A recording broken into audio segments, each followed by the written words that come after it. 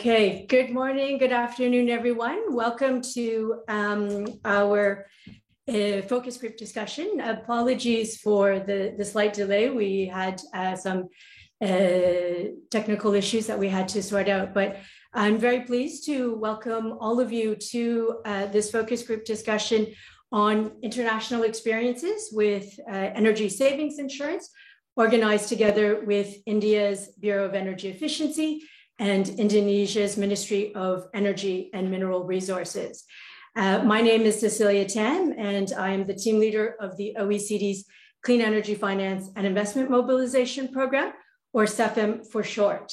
The CEFIM program works with key emerging economies around the world to help unlock capital for investments in clean energy. I'd like to thank our speakers, discussants, and participants for joining this meeting today, and a special thanks to Vinita Kanwal, Director of Finance at India's Bureau of Energy Efficiency, and Pak Gigi Atmo, Director of Energy Conservation at the Ministry of Energy and Mineral Resources, for collaborating with us for this event.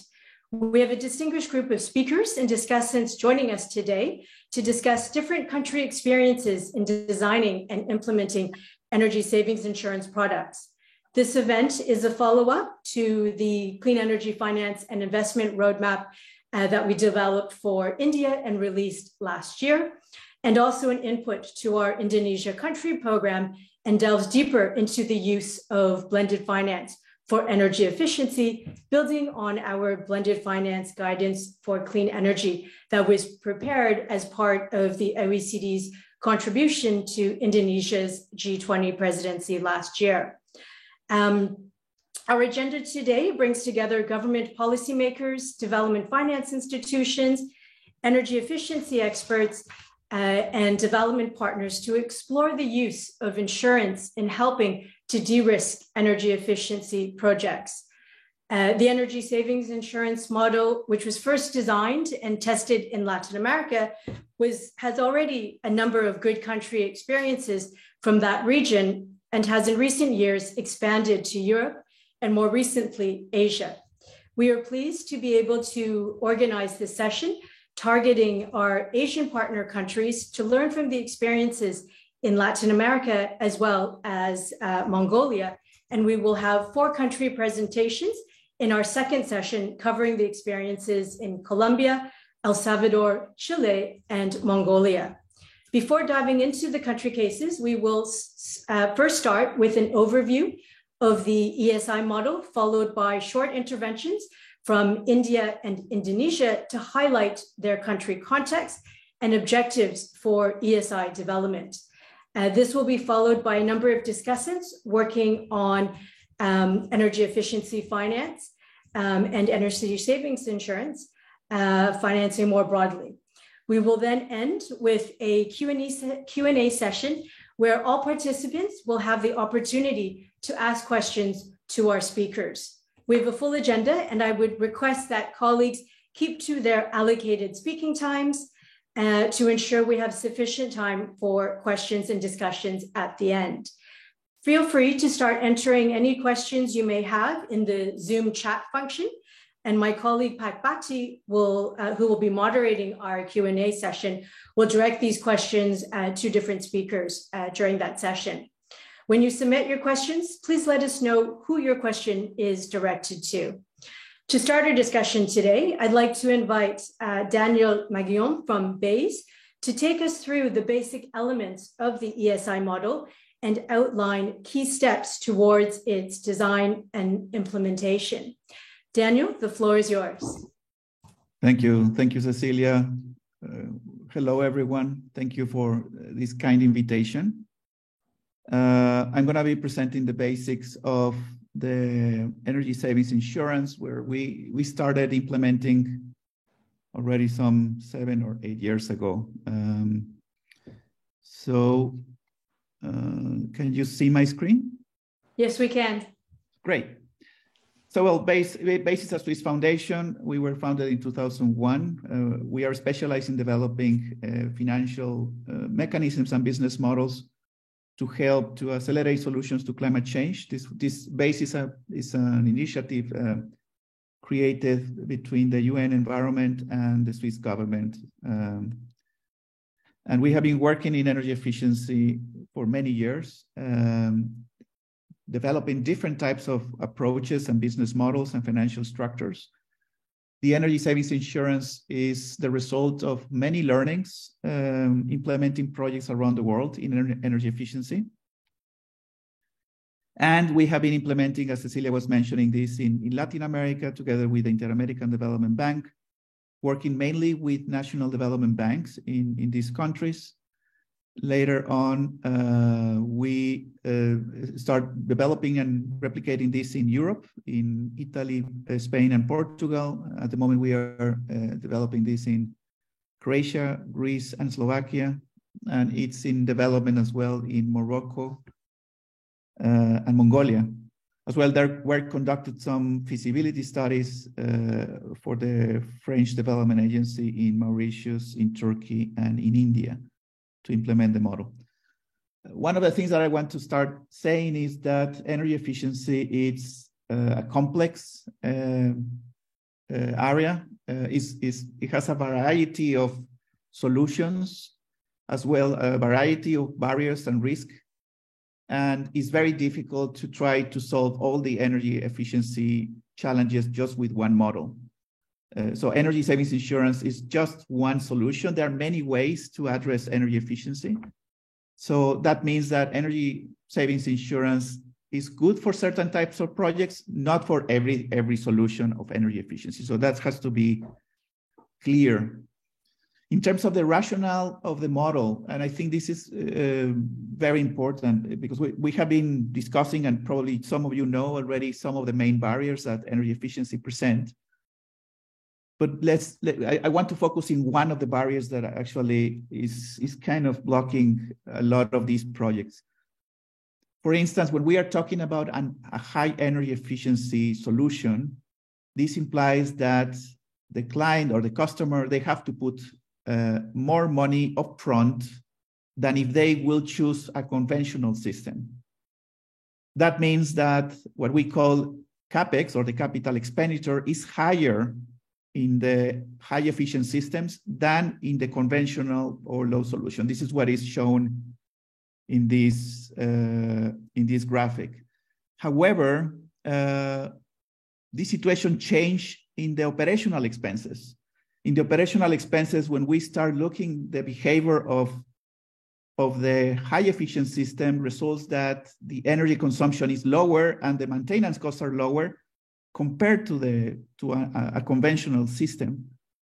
And it's a point that there's a point that actually the accumulated cost between the CapEx and OpEx are actually lower in the high efficient system than in the conventional system. So what does that mean? That means that people is taking decisions only on the CapEx and is disregarding the OpEx in the decision making. People is just looking the short term and not the long term. In this graphic that I put in the left side on this circle, on this donut, you can see that the energy consumption cost is the majority of the accumulated cost in a period of time. The blue line is related to maintenance, and the green portion is related only to the investment of the equipment or the CapEx, as we were mentioning.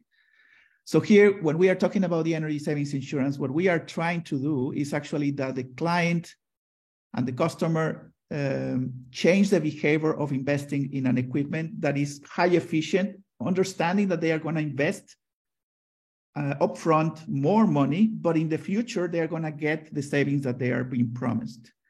And we are doing this through a certain kind of elements that reduce the risk and create certainty on these savings that are promised in the future.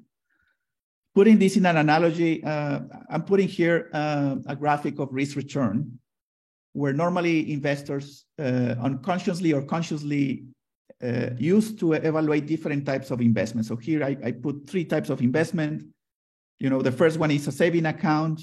The second one is investment in your core business. And the third one is the stock market. So putting your money in a savings account, obviously the risk is very low, but as well the return is very low. So there's a correlation there that keeps a balance in terms of the risk-return trade-off. And the same thing happens when you invest in your business, in your core business. So a farmer, every time that they invest in a cow, for example, they know the risk and they know the returns associated with that.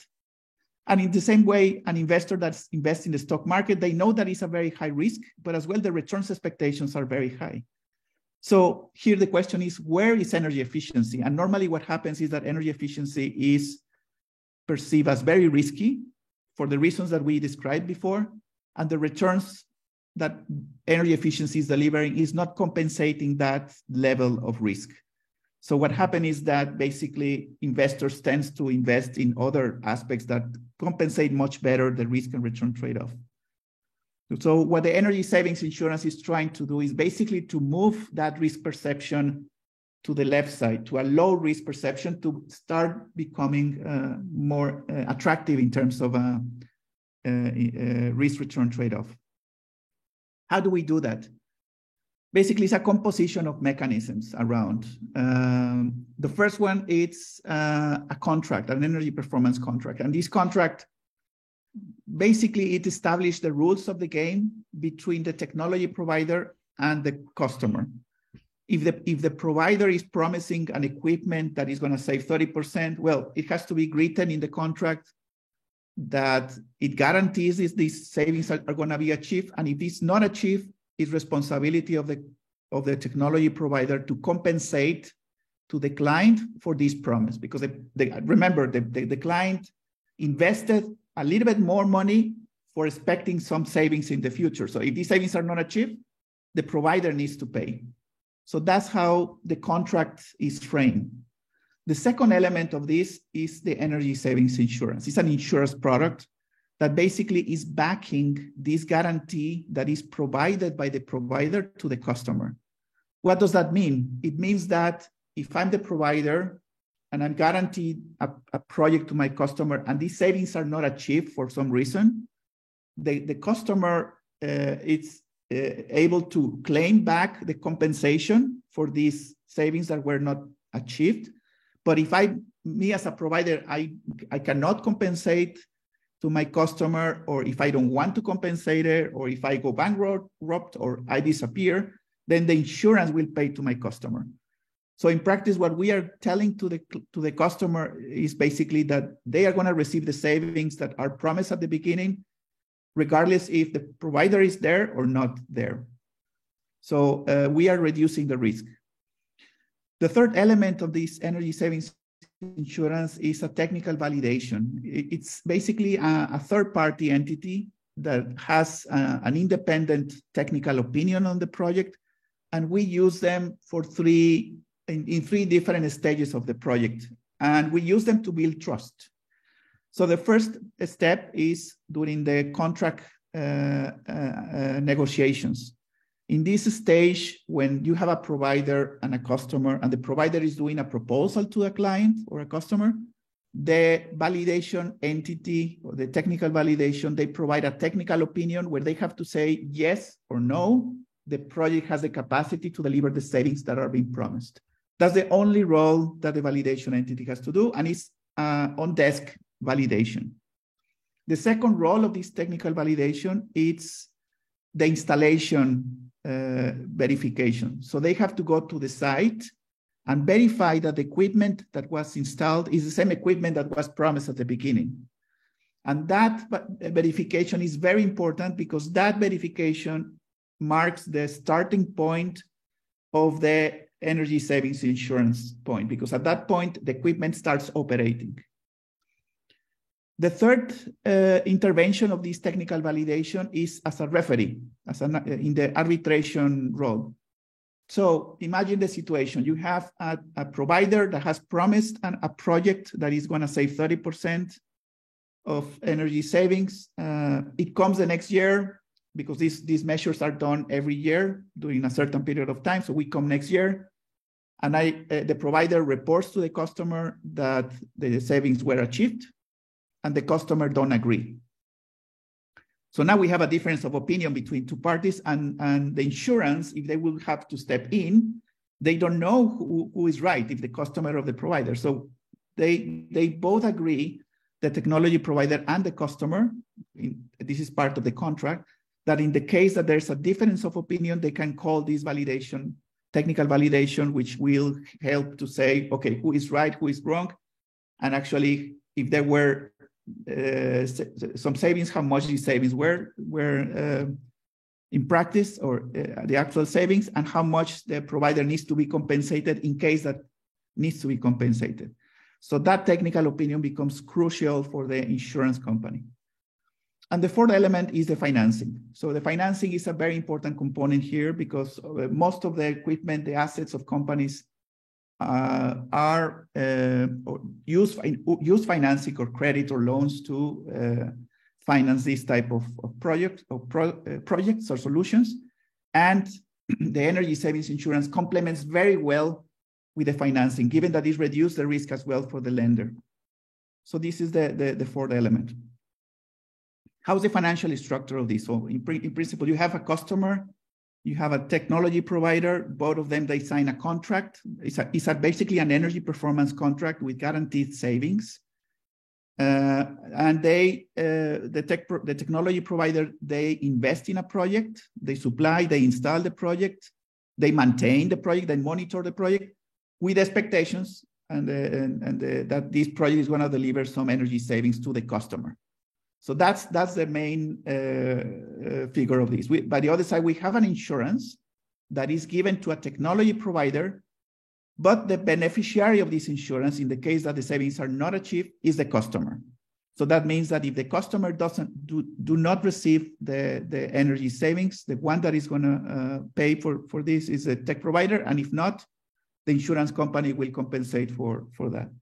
And as well, in an independent contract, we have the relationship between the financial institution and the customer, that it might be providing a credit or a loan or leasing to the customer to acquire this system.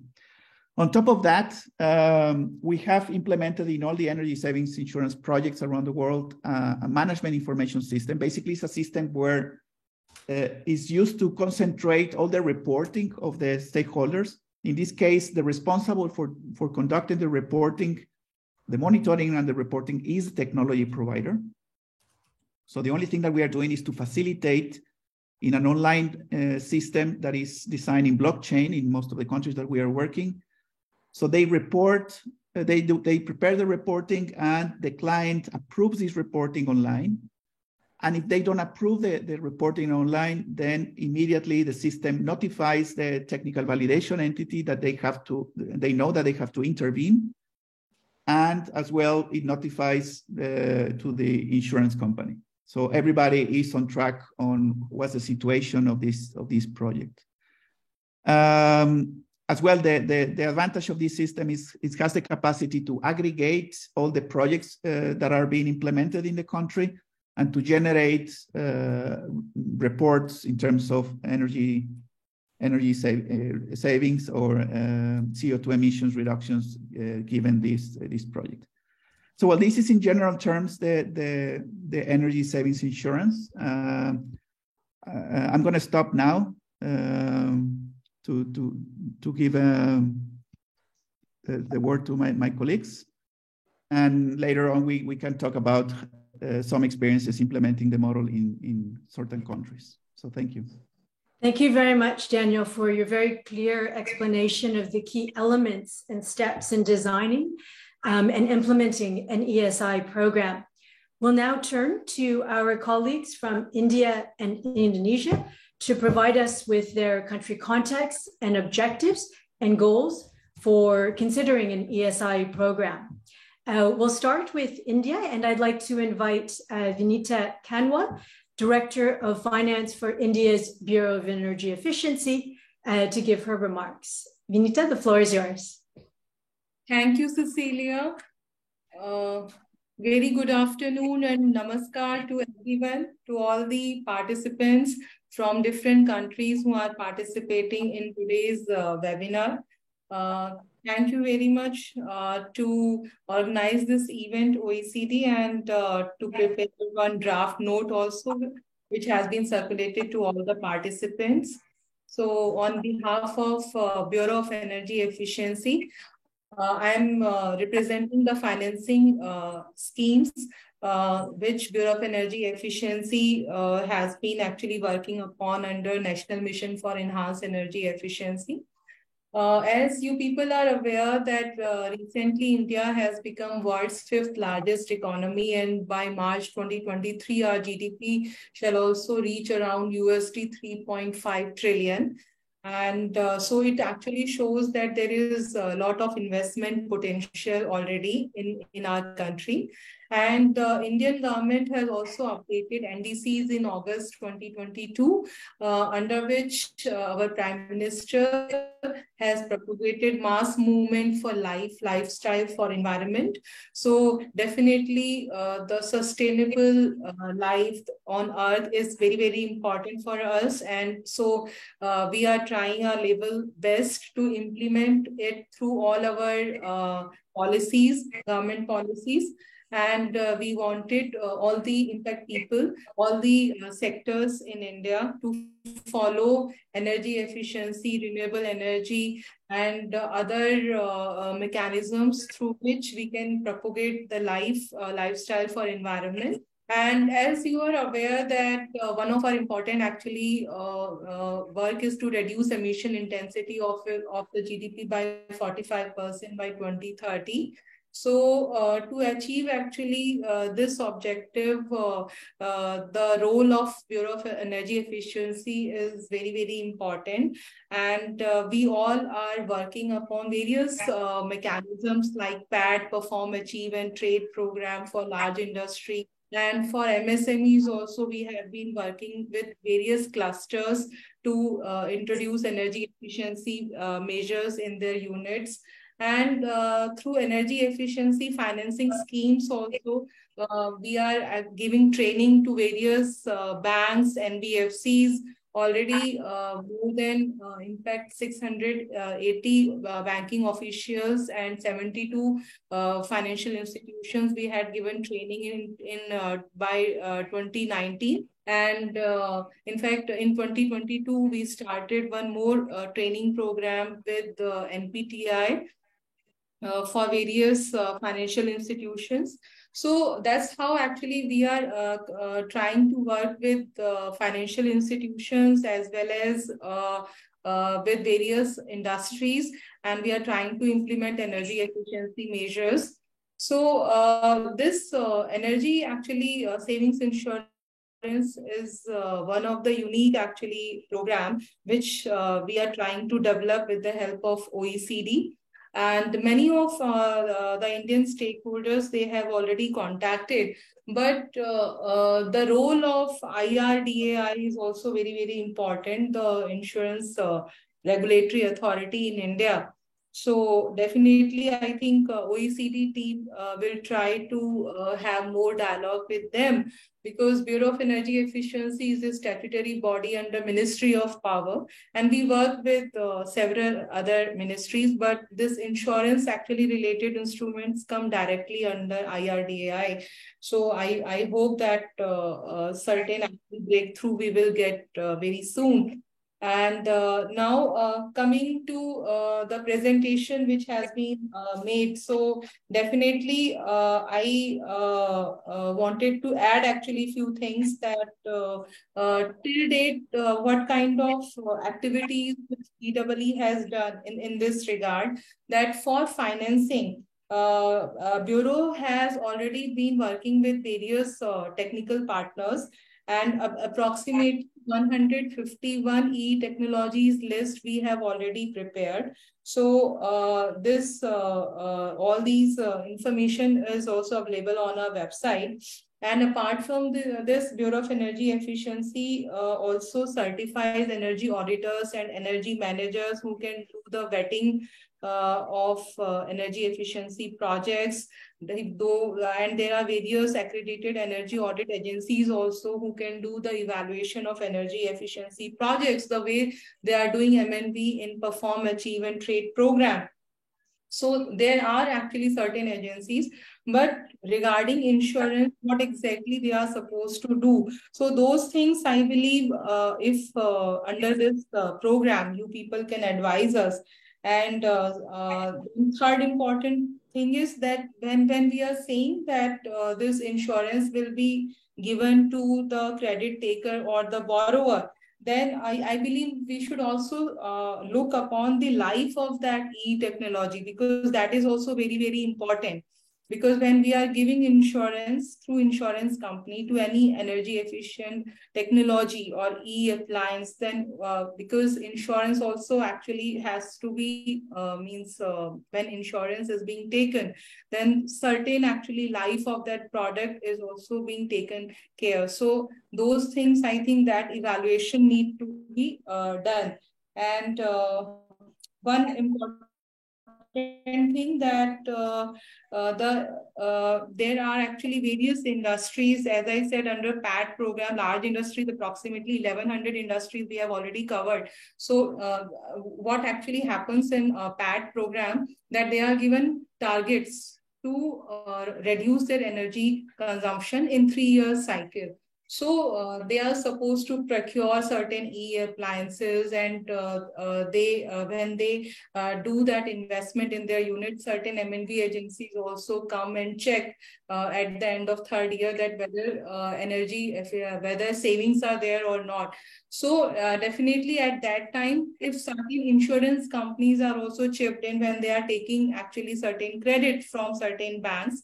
So I think this product is going to give a lot of actually incentive to these industries, especially the PAT industries. And secondly, in MSMEs also, it is going to actually boost their business, because at many times we feel that since these products at times are a bit new for MSMEs, they don't feel comfortable while procuring e-appliances from certain agencies.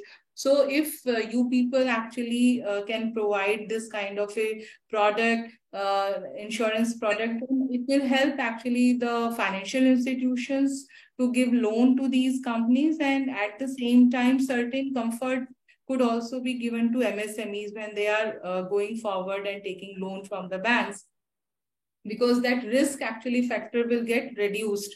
So this product will be a sort of win-win situation for industries as well as for financial institutions. But now who is going to give this product is also very important, because in India there are few general insurance companies who can provide this kind of insurance. So that capacity building, that awareness among those companies is also very, very important. I think in the beginning only they should be actually kept on board, so that they should be aware that such kind of new product we are going to design.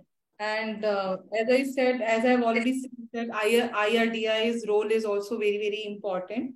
So I look forward that certain actually concrete mechanism could be created after this dialogue, where we can keep all these insurance companies as well as IRDAI and industries, covering large industries as well as MSMEs, so that together actually this benefit could be given to all sort of industries who wanted to implement energy efficient projects in their units.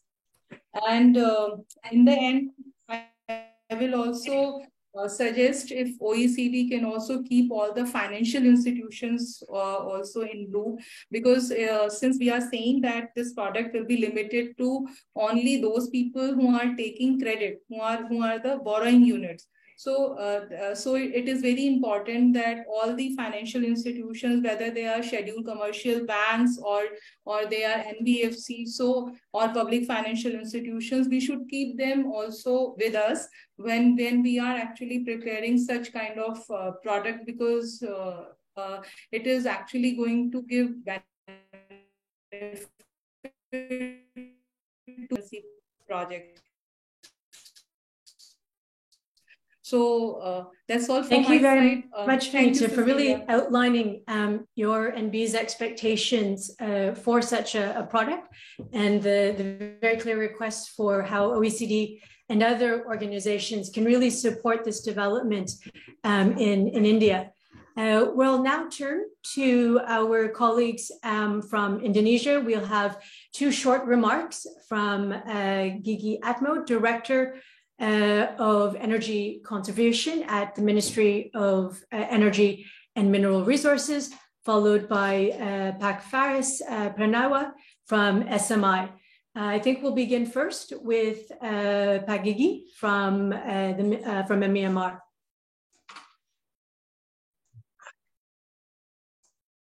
Ibu Anissa will will share the screen. Dominic, could you give the Ibu Anissa Hasanah the right to present? Yes. She will present this slide.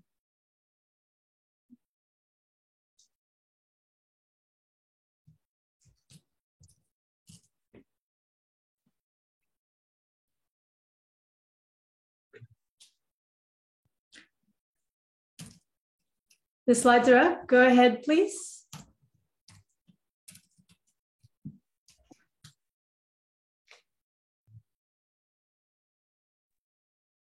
Hello, good afternoon.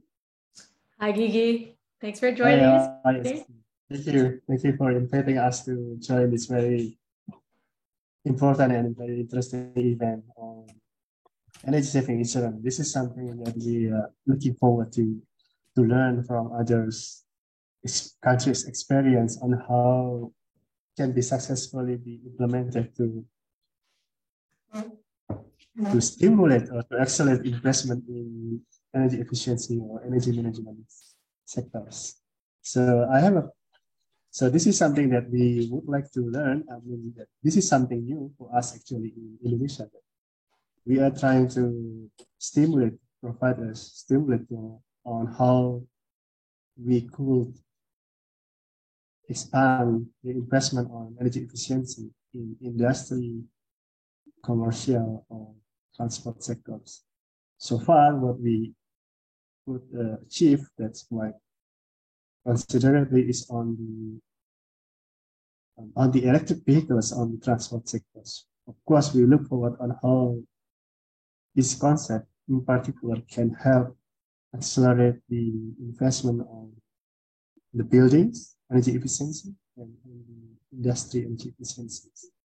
So this is what we call it as you maybe if you follow some of recent presentation on Indonesia, that we have a roadmap on what we call it a net zero emission energy sectors, whereby by 2060 we will be successfully decarbonize our energy systems, that it will peak between 2035 and 2040 with the emission around 748 million tons of CO2 emission and gradually decrease to 129 million tons of CO2 emission by 2060.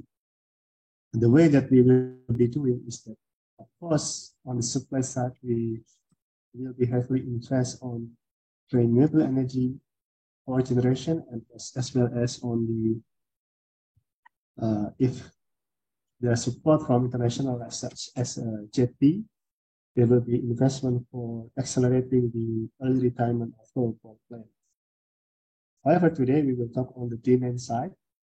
That one of the key strategies, in addition to like fuel switching, we also hoping to see how energy management, energy efficiency in particular, can contribute to the net zero emissions. Maybe just for information that last year, were able to achieve emission reduction, greenhouse gas emission reductions from the energy sector is 91.5 million tons of CO2 emission, whereby 22% of that figure is contributed from energy efficiency. So that's very low-hanging fruits that we would like to further accelerate how it can strengthen our activity or program on the achieving our net zero emission in 2060 or earlier. And in the short-term period on the 2030, we can meet our NDC targets. So on the next slide, so we understand that this is very interesting that when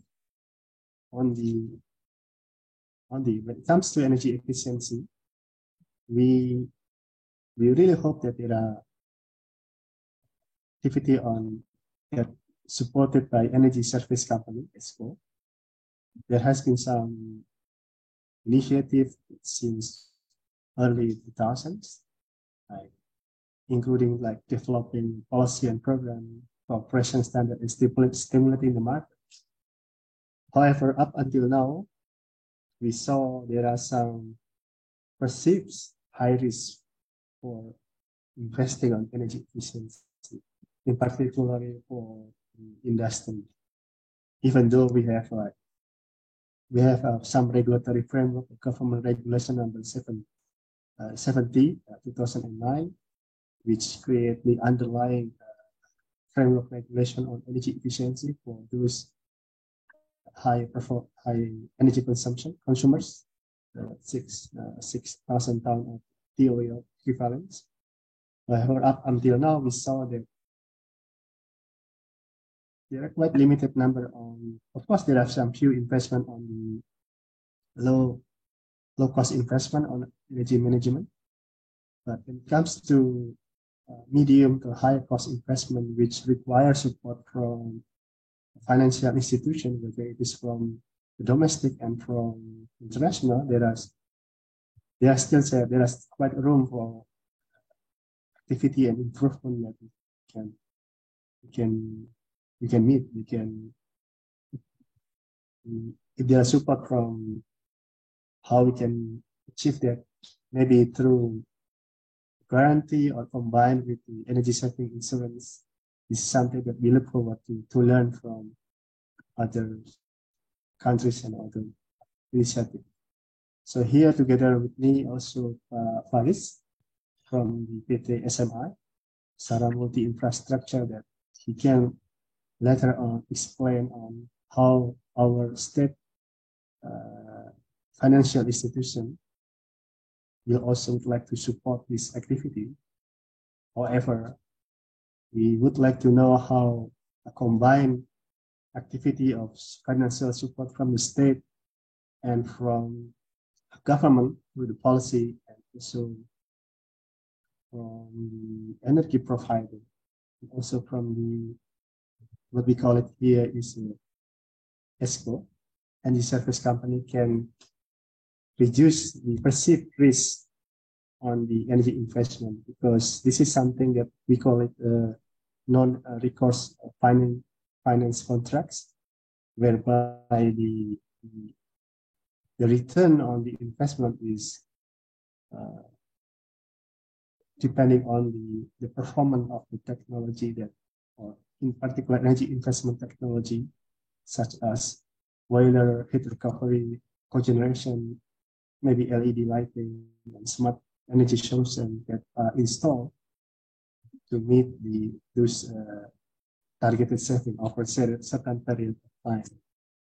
With the limited number of facility in terms of insurance and guarantee, right now the exposure of the projects results in higher interest and shorter loan period. This is one of the key barriers that we are facing right now on how to accelerate the investment on energy efficiency. So hopefully by this overview, we can But as for information that we are currently revising our government regulation number 17/2009 to provide more broader and also more incentive on the energy investment. I'm looking forward to hear more on how the energy saving insurance and guarantee can also part of the solution on activity on the risking investment on energy efficiency. With that, I'd like to close my presentation and looking forward to hear more. Maybe my colleague afterward, Pak Faris, can explain on the energy efficiency financing supported by PT SNI. Thank you. Thank you very much, Pak Gigi, for outlining the important role that the government sees in energy efficiency to meet the Paris Agreement, and also highlighting some of the challenges that the country has faced in accessing capital for energy efficiency investments. I'd now like to turn over to Pak Faris Panawa from PTSMI to share his perspectives from the financing institution viewpoint of the potential role of an ESI scheme in accessing more capital for energy efficiency investments. Pak Faris, please go ahead. And I believe, Bati, you'll be sharing screen, or Dominic is sharing screen. Okay, thank you, Ms. Cecilia. Good morning, good afternoon, everybody. We are really excited to be invited on this FGD, and so thank you for having us.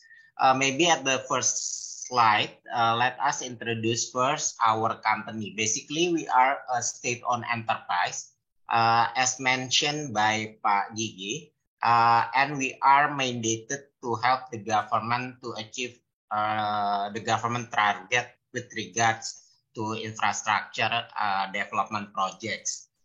We established in 2009, and up to now, I believe we already managed to help the government financing infrastructure project in the amount of 52 billion US dollars. So in 14 years of our existence, we managed to grow our asset from 700 million US dollars approximately to 80 billion US dollars, whereby 30% of our assets are loaned to subnational government. So maybe kind of different with other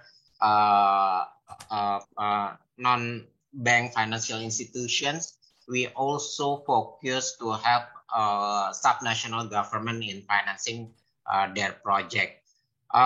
We also have mandated to help the government to achieve their sustainable development goal targets and addressing climate change through our initiative. I believe we are one of the first movers in financial institutions to address ESG issues.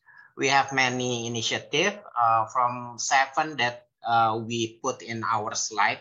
I would like to focus on 3 initiatives. The first are we already established special divisions to finance sustainable projects. Up to December 2022, 5% of our assets are green projects or sustainable projects. But sorry to say that energy efficiency projects are not really thrive in Indonesia. So we haven't been succeed in financing any energy efficiency projects. The second initiative that I would like to raise is we are also an accredited entity by GCF. Previously, we are categorized as small size entity, small size accredited entity, but last year we are categorized as a medium size entity. So in the terms of amount, we are eligible to manage project in the amount of 250 million US dollars by GCF criteria. And the last, we also have a platform specially established to help achieving SDG. And with this initiative, we already have a commitment, I believe, in the amount of $3.2 billion from our partners, multilaterals, development financial institutions, to help SDG project. And specifically for green project, we create some kind of facility to help project owners in financing their projects. Next slide, Pak Bati. With regards to the energy efficiency market, back in 2021, I believe we have a study with Climate Policy Initiative. Basically, we found that there are 6 issues that consist in energy efficiency market in Indonesia. The first are untapped energy efficiency sectors. Actually, there are big potential in energy efficiency sectors in Indonesia. We believe that from our research, potential saving in 5 energy consumption sectors may reach to 227 millions barrel of oil equivalent. So there are big potential, but there are a low awareness and knowledge. Yeah, as Daniel previously mentioned, the project owners tends to have a short-term perspective. So I believe there need to have a more campaign and more promotion with regards to this area. Although I understand there are quite big challenges, issues with regards to energy efficiency sectors. From financing perspective, as I mentioned earlier, there are no commercially attractive financing product specifically created for energy efficiency projects. So if I refer to your paper, I believe multilateral support for energy saving projects are needed in order to provide low interest rate or long tenor for the project owners or ESCO companies. So we still seek to have this kind of support to be able to provide the interesting project for the interesting instrument for the project owners. One other issues that we found in Indonesia is that Indonesia has the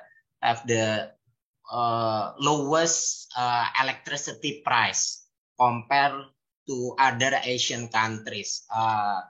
We understand that this policy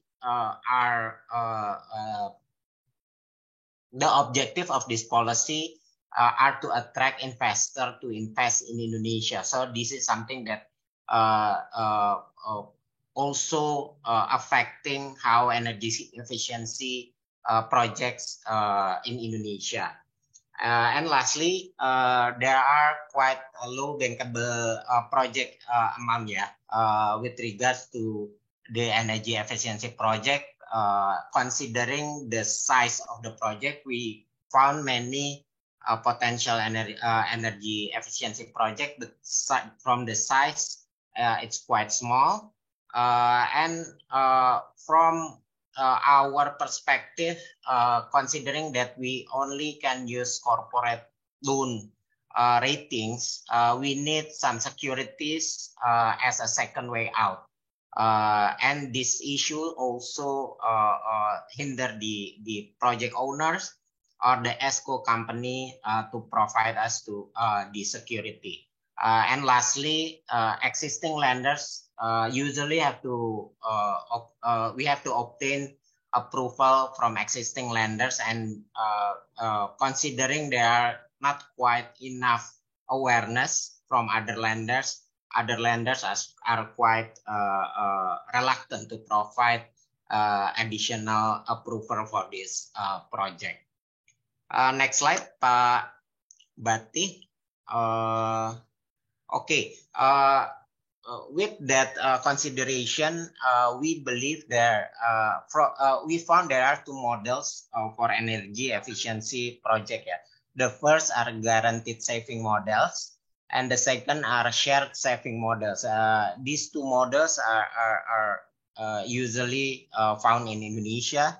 So with Mr. Daniel presentation or study, we also think that it's quite interesting to create that kind of model and support it with the standard contract to be able to enhance or to pursue more energy efficiency projects. With our study, we believe that enhancement are needed to support the energy efficiency business model. And our first finding is that we believe that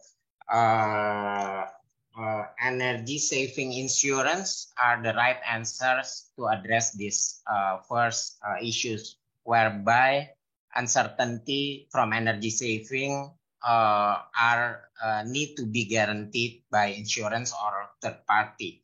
But one thing I believe we need to study more is that insurance perspective on this structure.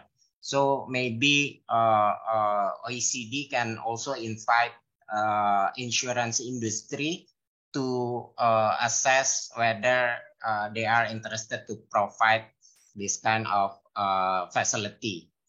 The second thing is that we need to have a bankable ESCO company.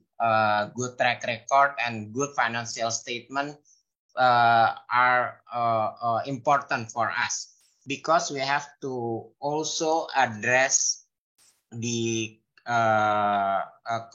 completion risk of the project and cost of run. With bankable ESCO companies, bankers or financial institutions may be able to provide financing to this company. We also think that support in form of incentive for the investment grade audit for project owner also may help the project owner itself. Yeah. And the fourth enhancement, I believe we cannot fully apply a non-recourse project financing scheme. So corporate finance model are more acceptable to us. And then I believe the last item is that to have a short-term result or quick wins, I believe bundling several projects into one facility is also important in the market that not really developed as Indonesia. I believe India have a better example on this matter, whereby there are special entities supported by government to create this kind of support. Yeah. I think that's my presentation, Cecilia. Thank you. I give it back to you. Thank you. Thank you very much, Faris, for taking us through some of the work SMI has done. And it's good to hear that you see a good possibility for ESI in the Indonesia context.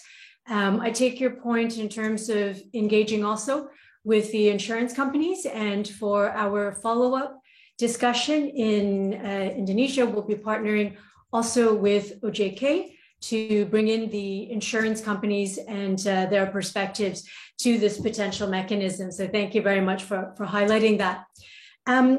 We know that a number of other development partners have been very active in supporting energy efficiency finance and investment. A number of them are also exploring support on energy savings insurance schemes in Asia and ASEAN and India in particular. And so we've invited a couple of additional discussants to share with us some of their work on energy efficiency finance. To begin, I'd like to invite David Morgado from the Asian Development Bank to briefly tell us a few words about some of their activities that might be relevant in this context for Indonesia and India. David, the floor is yours. Thank you so much, Cecilia, and thank you to OECD for the invitation for this group discussion and on a very relevant topic. Very briefly, I'd like to mention that the Asian Development Bank has approved its new energy policy in 2021, and energy efficiency is very much at its core. And the bank is really now moving to invest much more in energy efficiency than it has before across Asia and the Pacific. And as part of the energy policy, the ADB is also interested in the use of new and innovative financing tools to de-risk energy efficiency investments.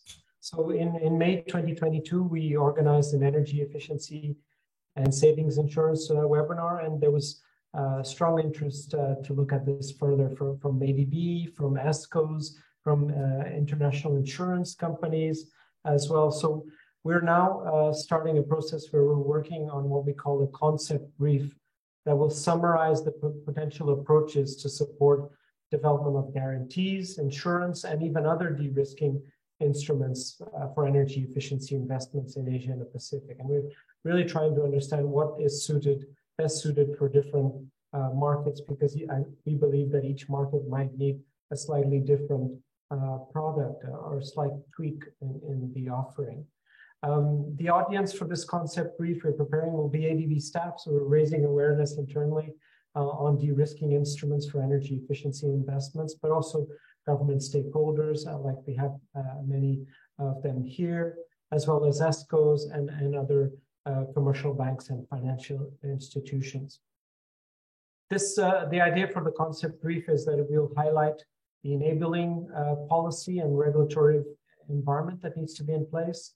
What are the potential economic incentives and other factors that support the development of these de-risking instruments, and what would be the potential benefits as well as barriers that prevent the expansion of these de-risking instruments for energy efficiency.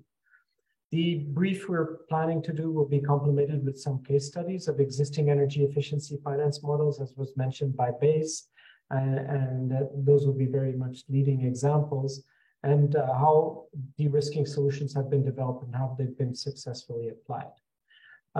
We also will try to cover how to articulate different approaches based on stakeholder interest, as we are hearing here today as well, and sort of seeing how we can create some momentum in terms of supply and demand for implementation, as well as expansion and replication across many of our developing member countries, including India, Indonesia, and others.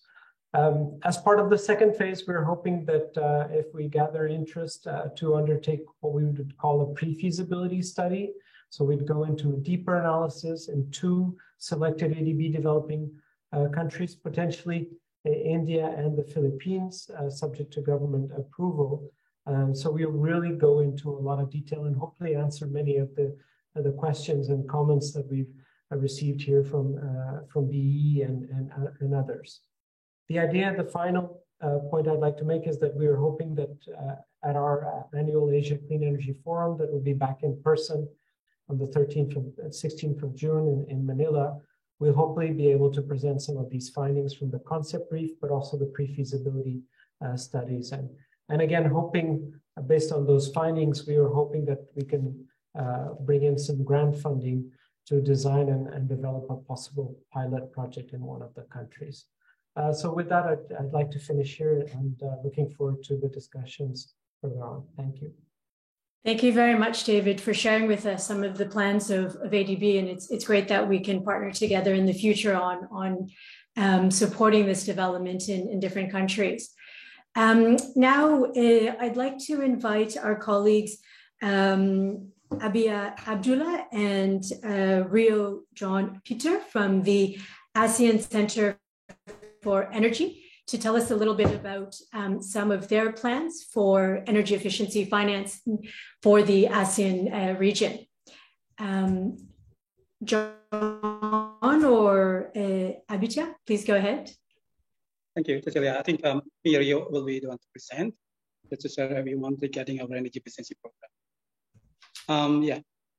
First of all, I just want to thank for the OECD saving program to invite ACE in this important event. So energy efficiency is also part of our hard collaboration. I mean, the core collaborations in the ASEAN Energy Cooperation. So yeah, we are really happy to share with you one of our program on energy efficiency, especially in Indonesia, on supporting innovative mechanism for industrial energy efficiency financing with a lesson for application in other ASEAN member states. So this program actually in overall want to support Indonesia and also our ASEAN member state to refocus on climate action amid the post-pandemic recovery era, and also strengthening the foundations for the NDC achievement and the national alignment with the Paris Agreement eventually. Next one, please.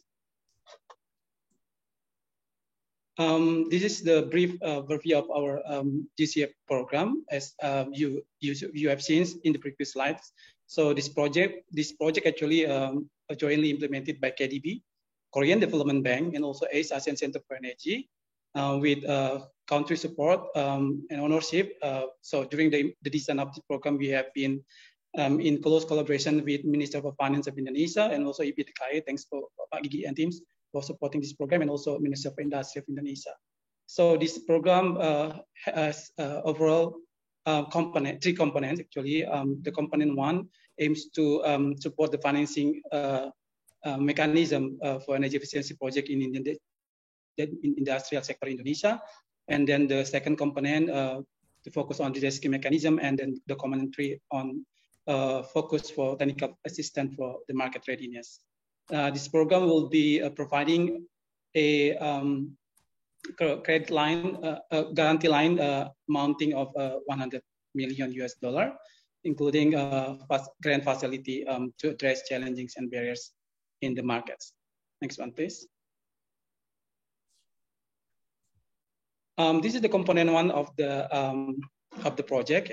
So the component one actually has objectives to focus on guarantee structure with partial foreign exchange reserve sufficient by GCF, because the guarantee credit line will be disbursed in US dollar, while the investment will be in Indonesian rupiah. That's why this component one aims to solve the foreign exchange risk during the initial investment until the end of the investment by the financial institutions. So to achieve the objectives of the component one, this component is divided into two activities, as you can see on the slide. The first one, activity 1.1, the backstopping credit of the industry players, including SMEs, with GCF credit guarantee provisions. And then the activity 1.2, to monitoring and implement with foreign exchange risk follow-up, and also foreign exchange risk absorption and monitoring in line with the local market needs. Next one, please. The program has considered a strategic partnership with local financial institutions in Indonesia for the proper development, implementation, and also management of the program, leaving primary ownership with the local stakeholders, of course. Through a series of market research that ACE has conducted, also including discussion and interview with the potential financial institutions in Indonesia during the market assessment phase. Several local financial institutions have been confirmed as a partner and executing entities under the component of this project to ensure the merits of the program. So you can see on the slide, we divided the local financial institution into two groups.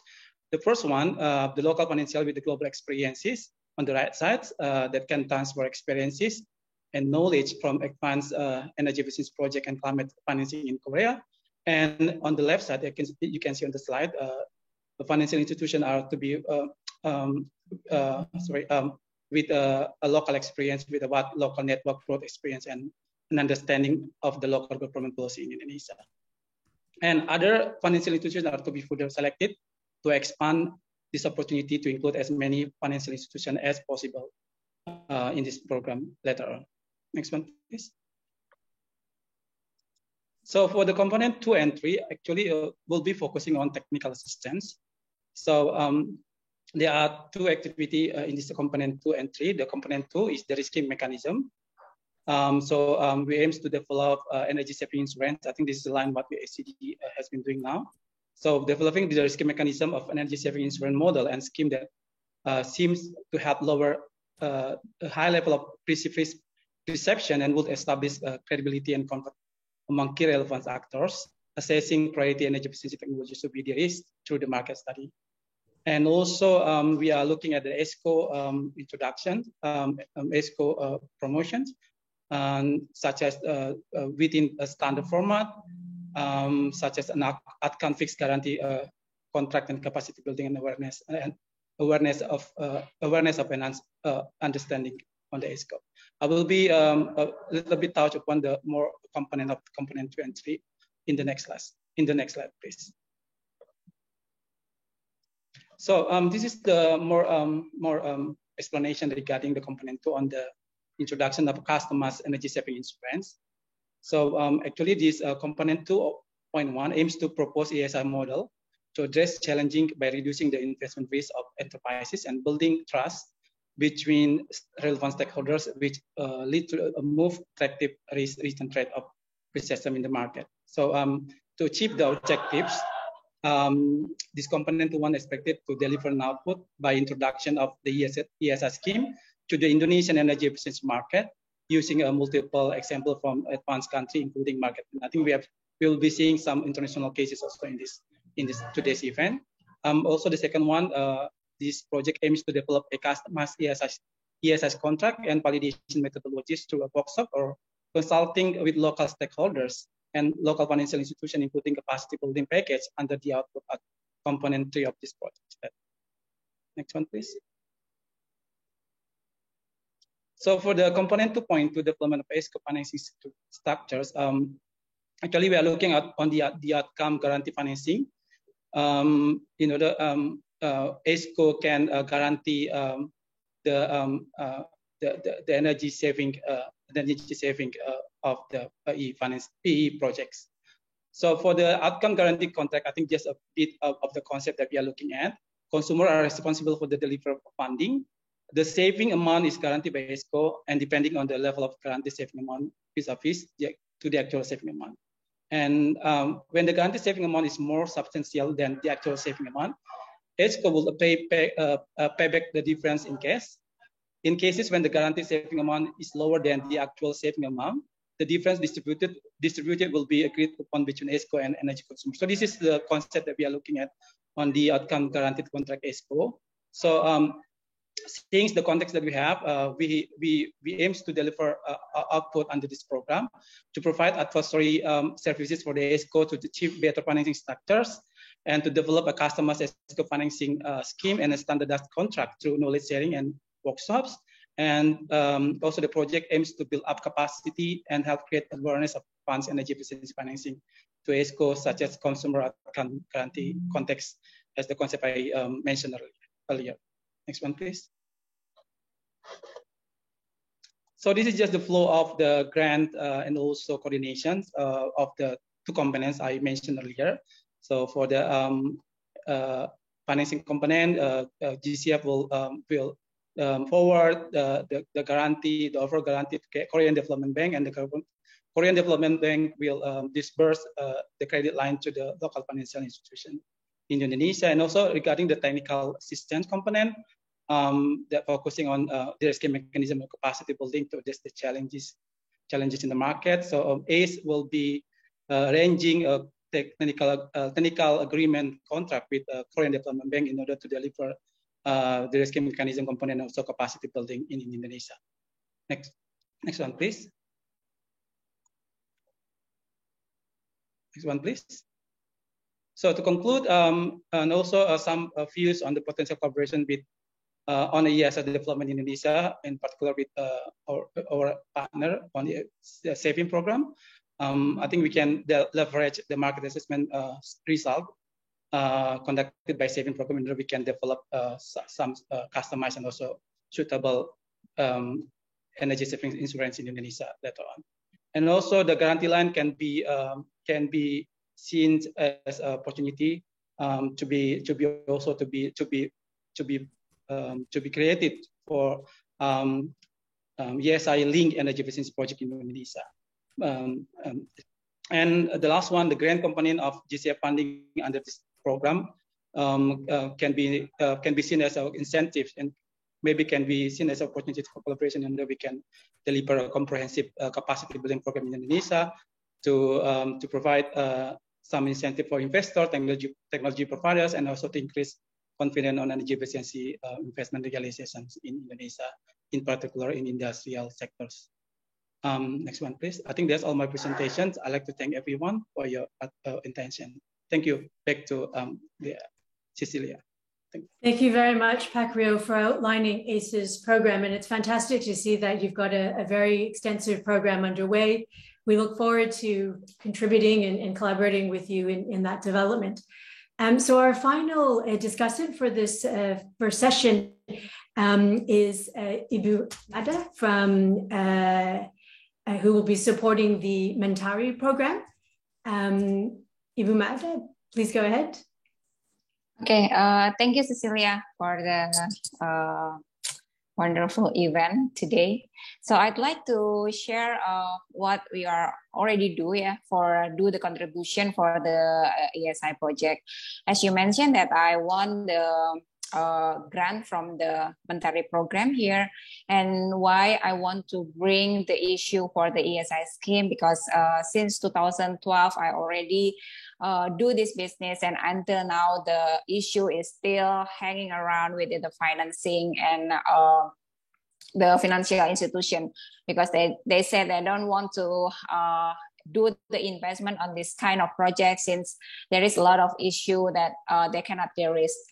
So, but I saw that the other thing is it's not only about the financial institutions yet, but I saw that the ecosystem of the energy efficiency itself, it hasn't grown up. So I also made a program in this program with Mentari that I want to strengthen the ecosystem of the energy efficiency first.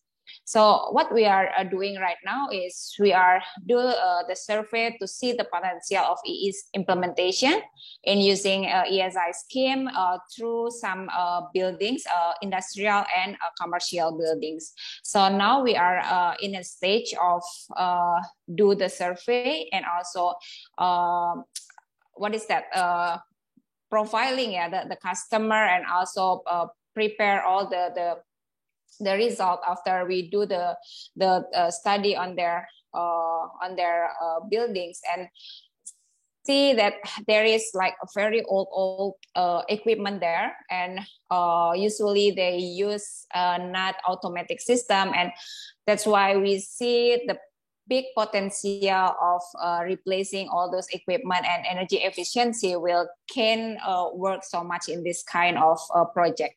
And then I also do a collaboration with some association. With this one is with Building and Operation Manager Association from USA, and also Green Building Council Indonesia, to introduce the ESI scheme to their member. As we know that ESI scheme or energy efficiency it not so popular in the member or the building, because they don't know how actually to do the proper replacement on their equipment. Sometimes they only do a replacement using we call it like a cannibal, using the old other equipment that cannot be used anymore and put it in the another old equipment. So the efficiency itself cannot be reduced so much. That's why we want to do do some FGD, and we do like a webinar and do socialization, and also do a training certification with all members and any other activists who are working or interested in energy efficiency program. And then now we are set up the hub platform. What is a hub platform? We call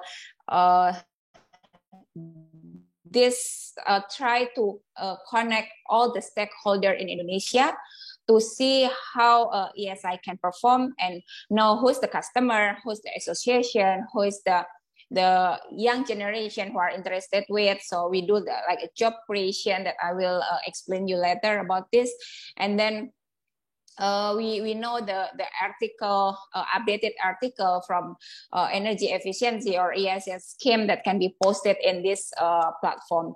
And then we need also the assistance for international experts so that we can replicate the ESI model from abroad, because yeah, in Indonesia, not so popular about the energy efficiency. So I think ESI will be good if can be implemented here in Indonesia. Next slide, please. Here is the undergoing progress our platform. So actually, this is all the activities that we are doing now. We do training and certification for those who are interested in what is that, the energy efficiency project. Why I do this? Because I already made like 2 projects since 2014 until now. One is replacing a chiller, and then the other one is replacing the LED lamp and also the solar PV garden lamp. And I found that's quite hard to find somebody who are interested with this kind of project for engineering, for example. So, and maybe there is an engineering, but they haven't certified yet. So I think it will be good if I can create or make somebody else like interested in this kind of project by doing some trainings and certification. And then we also will post the energy efficiency project in Indonesia, and then also the green job vacancy. So young generation will see if there is like any opportunity in working in this kind of project, because as we know, for doing renewable energy, so a lot of people wants to do it, but what I'm sad is it's very hard to find someone who are really keen to do this kind of project. So now we are like in process also to do the talent pool to see what kind of interest that they are looking in this energy efficiency project.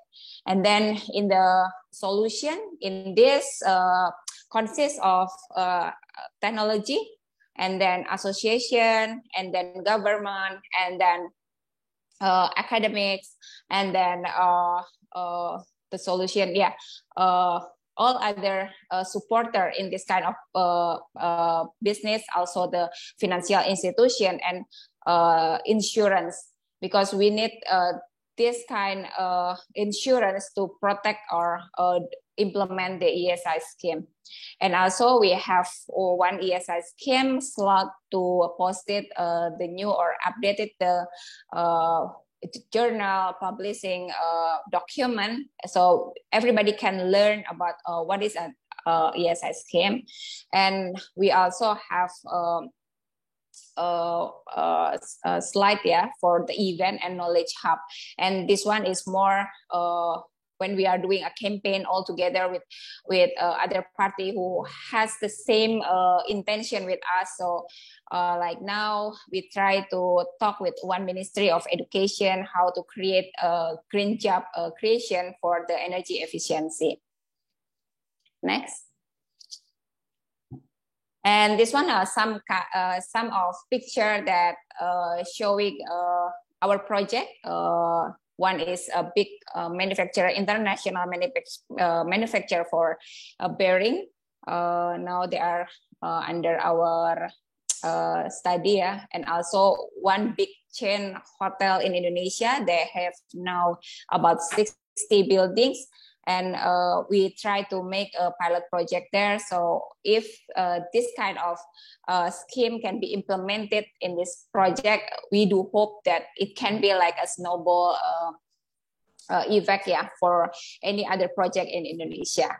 I think that's one sharing moment from my company. Thank you very much.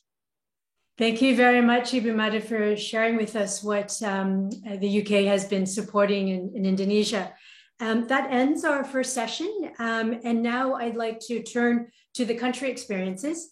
I'd just like to remind participants that we will, with time permitting, take questions. And please feel free to start submitting your questions in the chat. If you could send those to everyone, that would be very helpful, and let us know if your question is directed to a particular speaker. We started the session a bit late, so we will let the meeting continue for a bit longer. So please feel free to continue to join us. So what we've seen is that the most developed ESI experiences are in Latin America, and given the challenges of a 12 and 13-hour time difference, we have pre-recorded presentations from Colombia and El Salvador. Bancolex from Colombia will be connecting live for the Q&A session, so participants will have the opportunity to pose questions directly to them. Dominique, could you kindly start playing the two videos?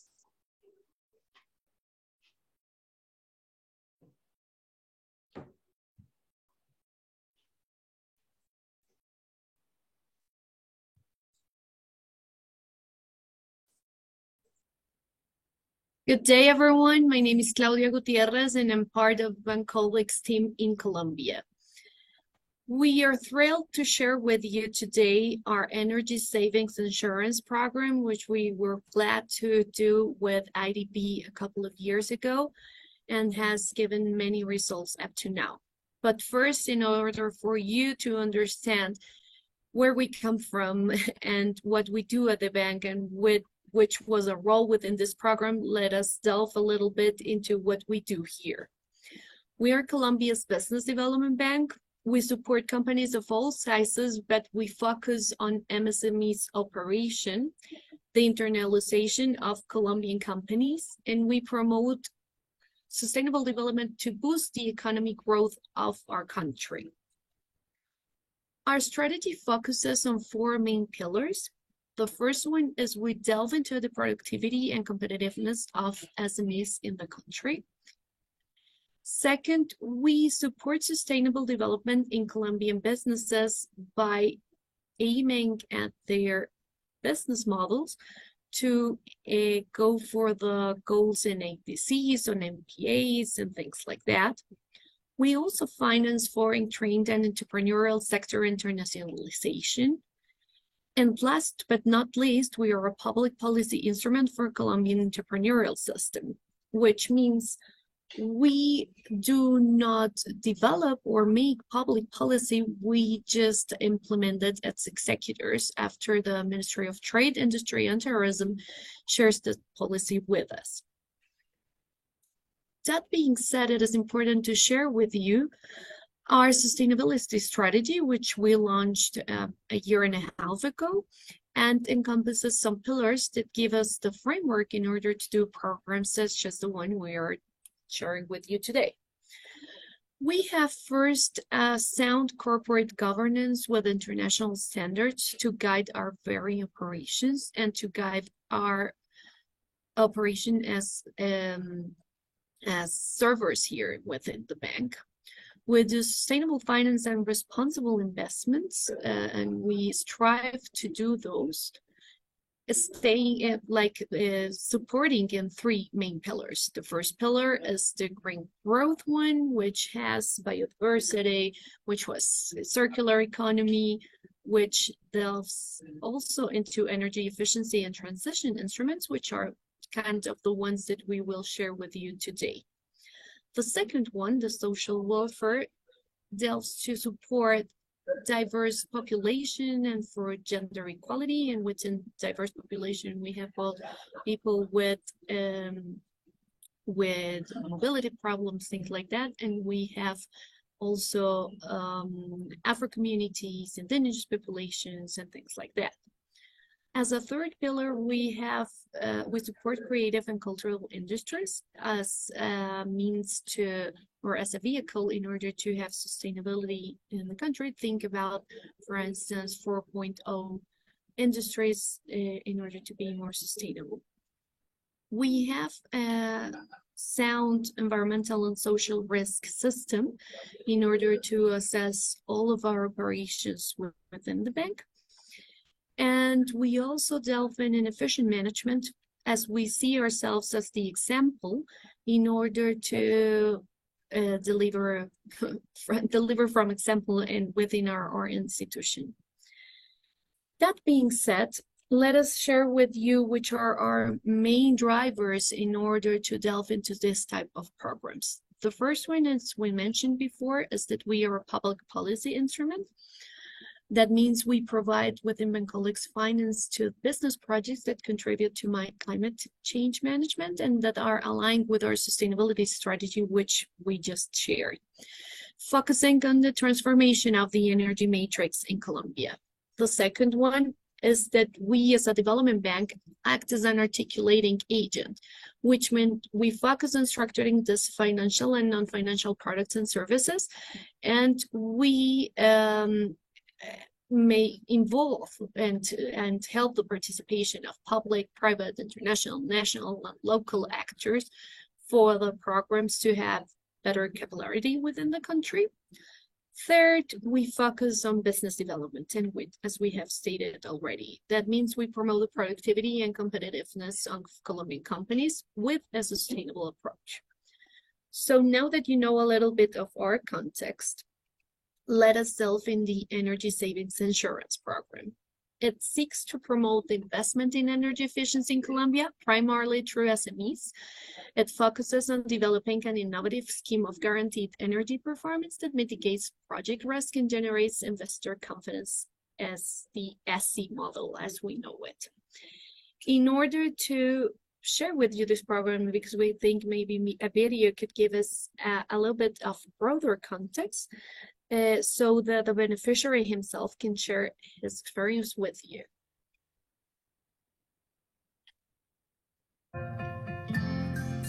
En Bogotá, el Hospital Mederi, la red hospitalaria más grande de Colombia, tenía previsto la instalación de un nuevo sistema térmico que supliera de manera confiable la creciente y exigente demanda de agua caliente para todas las dependencias. La institución utilizó el soporte y los elementos del programa ESI para seleccionar y contratar el proveedor que le diera mayor confianza técnica y financiera en el desempeño del proyecto. Básicamente, el proyecto consistió en la instalación de 220 colectores solares en las cubiertas del Hospital Mederi, proyecto con el cual estamos garantizando agua caliente durante 24 horas al día para las habitaciones de los pacientes que usualmente están en el hospital.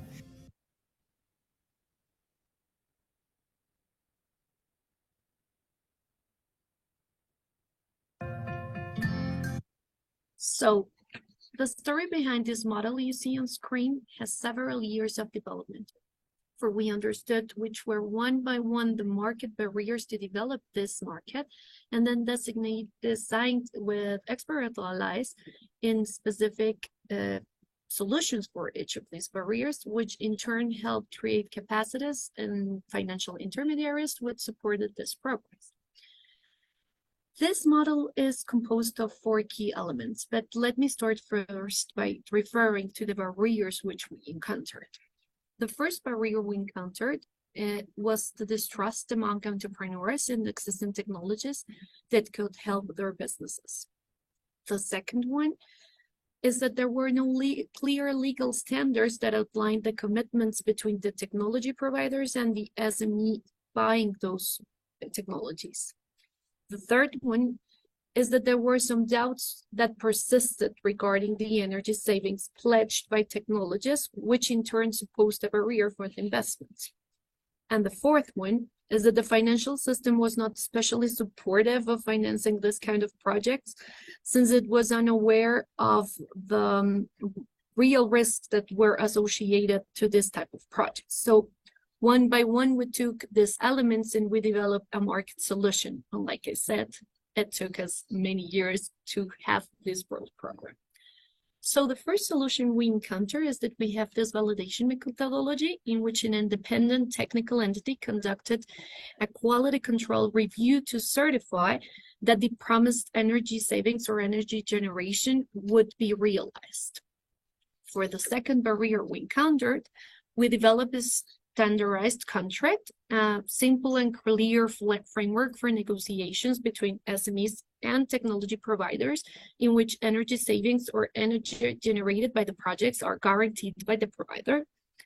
For the third one, and the one that gives the name, we have the insurance, which covers potential underperformance of the project through a contract compliance guarantee granted by an insurance company, a third party. If at any time the project underperforms, this insurance will cover the shortfall for the client. And for the fourth, we had this financing structure in which we linked the green financing and projects that adopt the ESI model.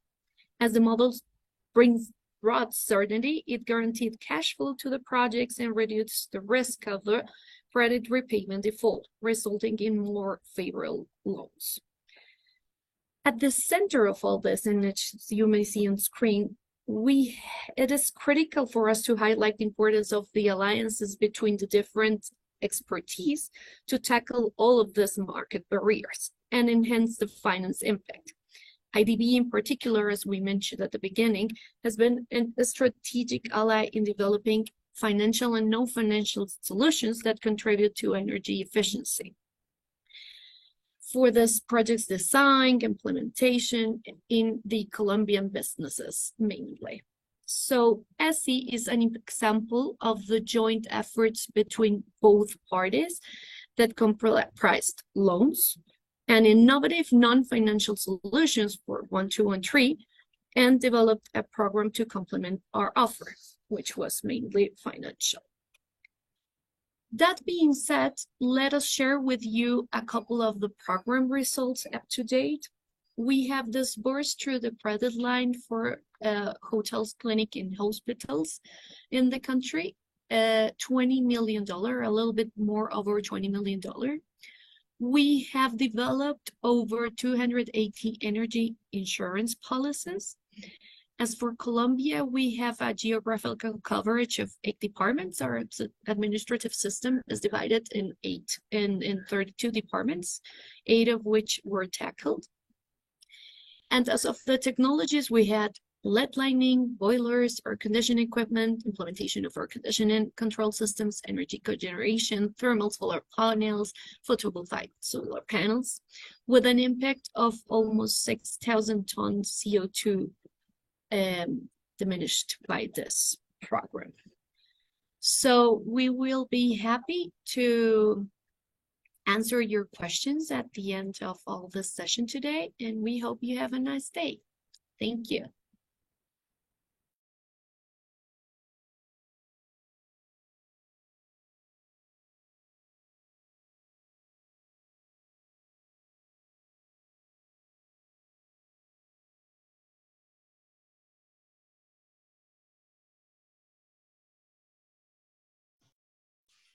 Good morning to everyone. My name is Joana Jami, and today I'm going to present Bandesal's ESI program and translate their Spanish presentation into English.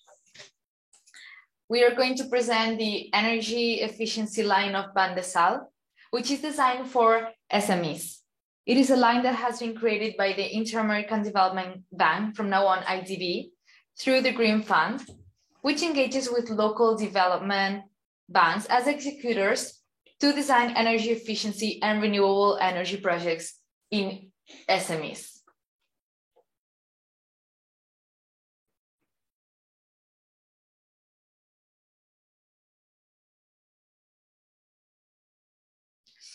This line is created as a mediation line against a lack of confidence and trust within the market, poor knowledge on energy efficiency and renewable energy projects and their benefits, a lack of knowledge about the available technologies for these projects and also their benefits, perception of high credit risks, a low expectation of return of the benefits, and a non-alignment of the financial offer with the needs of the local developers. Therefore, this line comes to break with the background and paradigm.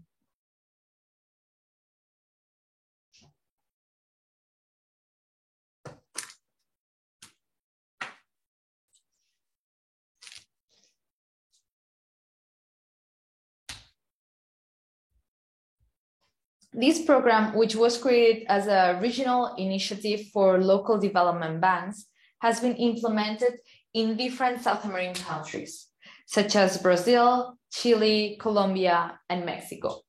Now, El Salvador was the first Central American country to adopt it. The ultimate objective of this program is to ensure the savings generated from an energy efficiency and renewable energy project.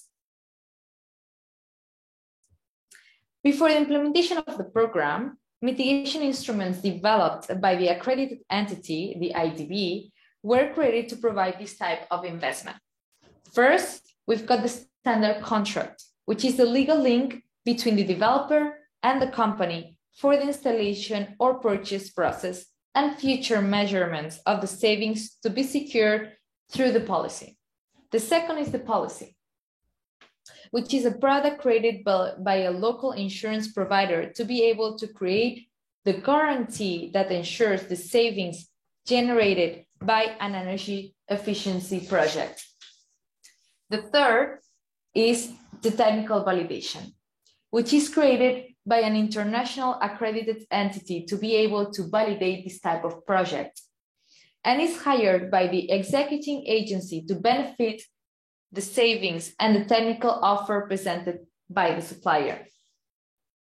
The fourth and last is the financing structuring, which is the line as such. Now, in addition, a management system called CSC was created for the registration and monitoring of the projects, in which we can see the sites where they are hosted. This system is based on the standard contract on the savings measurement methodology of the accredited entity, that is the IDB.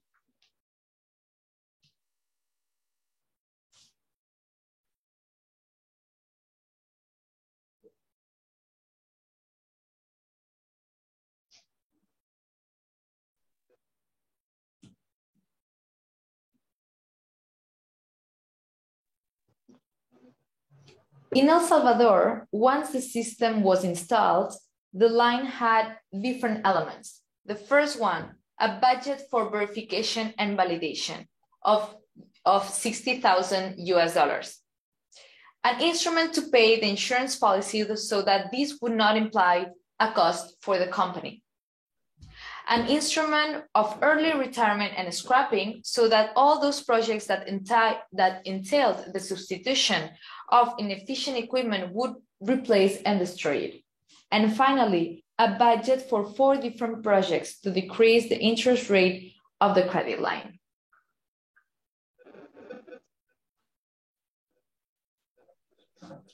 The structure line was built with $40 million created by 2 different operators, the accredited entity, the IDB, which contributed 20 million, and the executing agency, in this case, the local development bank, which placed 20 million plus. This budget of 40 million had to be executed for a period of 5 years. The general conditions of the line were a fixed rate of 3.17%, a fixed intermediation fee for the bank of 3%, a fixed term of up to 20 years.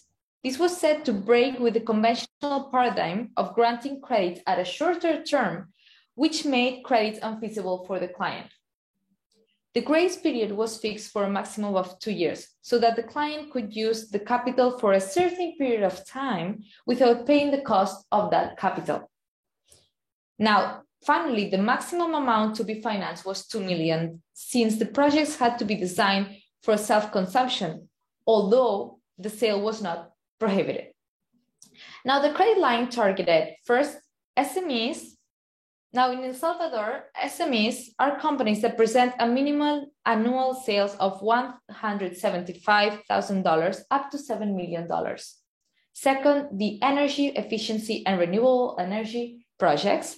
And finally, the targets were projects of energy generation with a component of self-consumption that do not exceed the $2 million.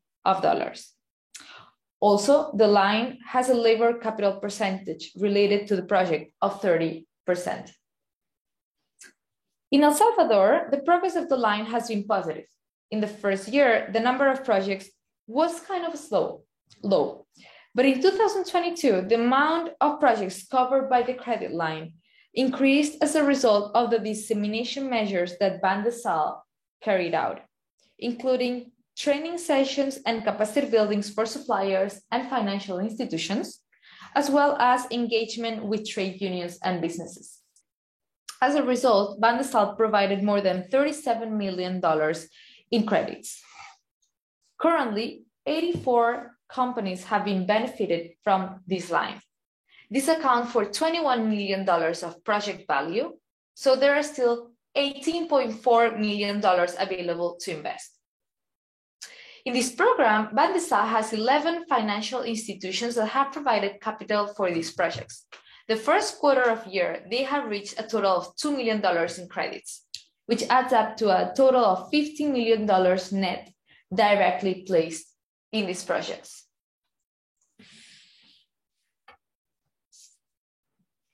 Now, how does the ESI model work? The accredited entities, that is the IDB and the Green Climate Fund, grant the funds for the local development bank, in this case, BANDESAL, so that through allied and eligible banks, it can finance projects from SMEs that generate energy savings. The SMEs hire a business developer or equipment supplier, which will make them a technical and economic offer. BANDESAL will then provide the validation of the project through the cooperation funds. In this process, the company is accompanied by the developer throughout the whole process, from technical validation to the savings report.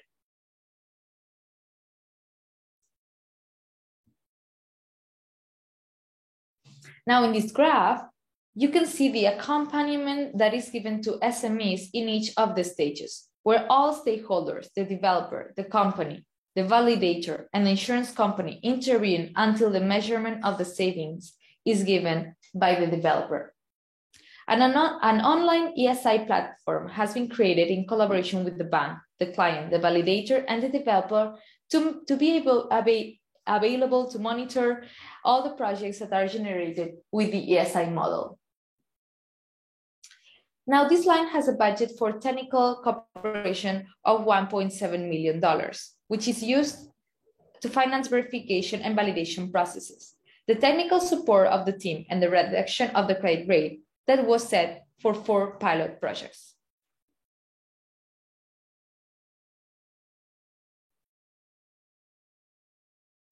Now, what are the barriers we found on the line?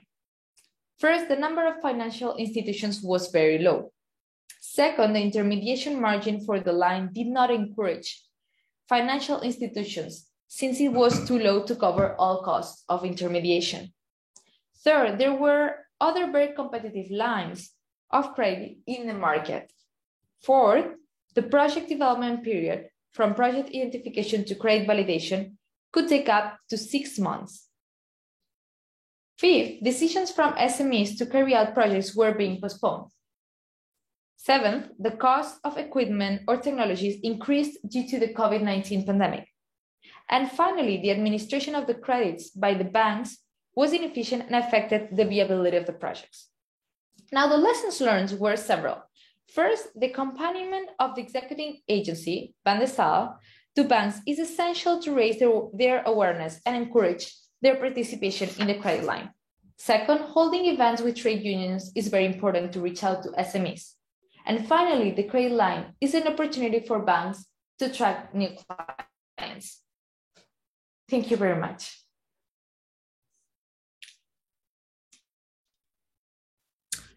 Thank you very much, Joanna, for helping us with the interpretation. I'd now like to invite Milagros Herrera from Banco Estado in Chile to share with us Chile's experience in designing and implementing their ESI program. Milagros will be giving her presentation in Spanish, and my colleague Joanna will continue to help us with the consecutive translation into English. Muchas gracias, Milagros, para su participación. Por favor, no olvide hacer intervenciones cortas de 20 segundos para Joanna pueda traducir consecutivamente. Muchas gracias.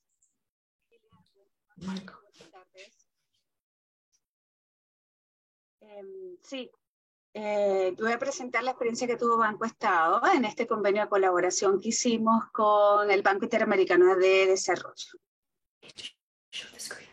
Milagros is going to present right now their experience in ESI program, an ESI program that resulted as a collaboration with IDB. Thank you. Okay.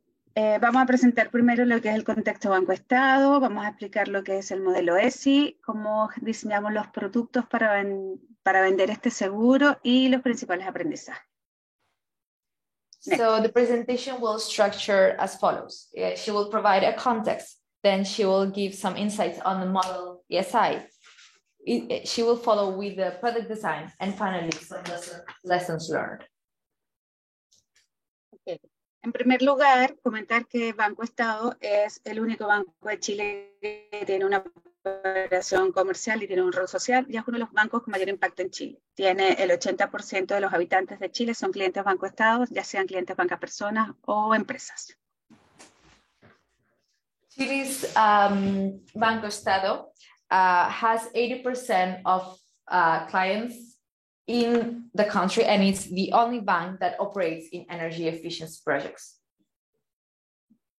Banco Estado está comprometido con el medio ambiente y nosotros solicitamos un convenio de colaboración con el Banco Interamericano alrededor del 2018. Solicitamos implementar el ESI en Chile. Y además Banco Estado se convierte en el primer banco público del mundo en firmar un acuerdo Race to Zero. Banco Estado has a commitment with the environment, and in 2008, it asked and required IDB to implement the ESI program in Chile. Banco Estado will then become the first public bank to implement this kind of program. Banco Estado lo que buscaba con el ESI en Chile era poder promover los proyectos tecnológicos de inversión asociados a energía, eficiencia energética y energía renovable, y poder generar un espacio de confianza en los inversores asociados a estas tecnologías. The objectives of Banco Estado were first to promote all projects of technology implementation in energy efficiency and renewable electricity, as well as build trust within the market.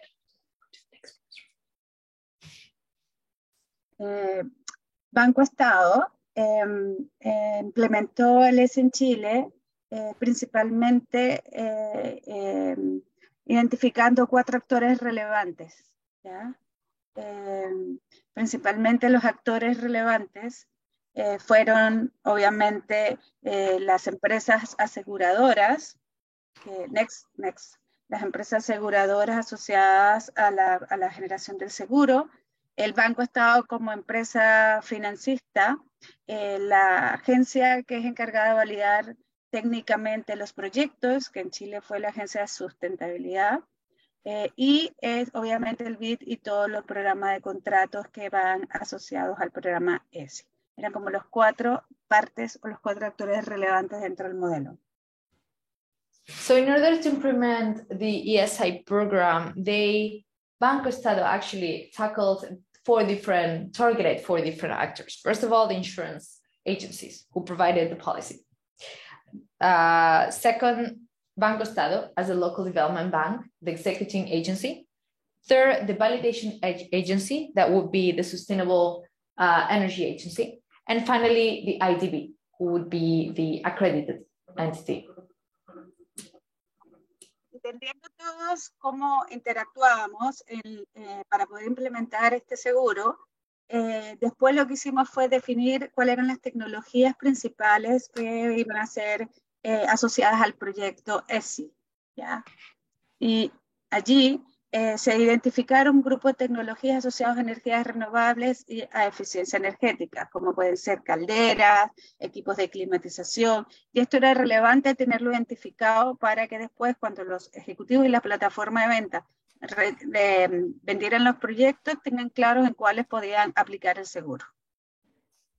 So after targeting the 4 different stakeholders, they defined the different technologies that could be associated to energy efficiency projects, from boilers to compressors, taxi fleets, etc. This would enable projects to categorize would enable owners to categorize their projects according to the different categories implemented by Banco Estado.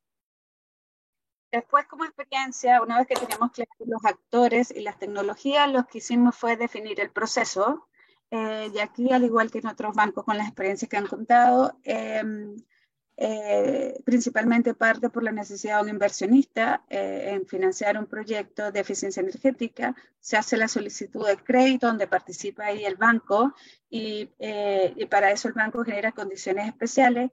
Luego se solicita la validación técnica del proyecto para ver la viabilidad, se analiza el crédito y posteriormente se ofrece el seguro para que el proveedor pueda optar por la adquisición de este seguro.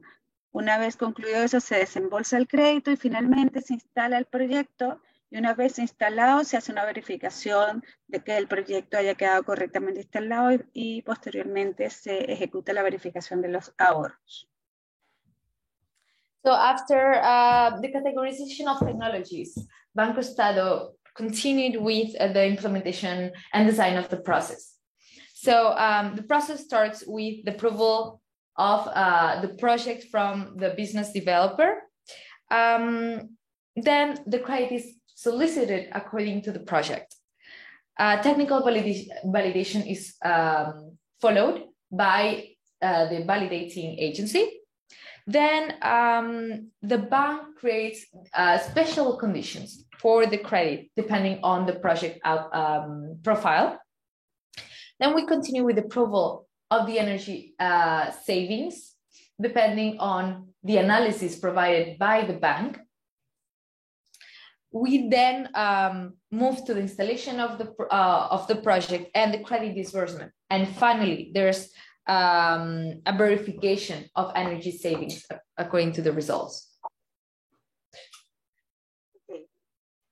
Los beneficios entregados por el Banco Interamericano de Desarrollo para incentivar estos proyectos tuvieron que ver principalmente con el financiamiento de los costos que requería generar el inversionista o el proveedor en la adquisición del seguro.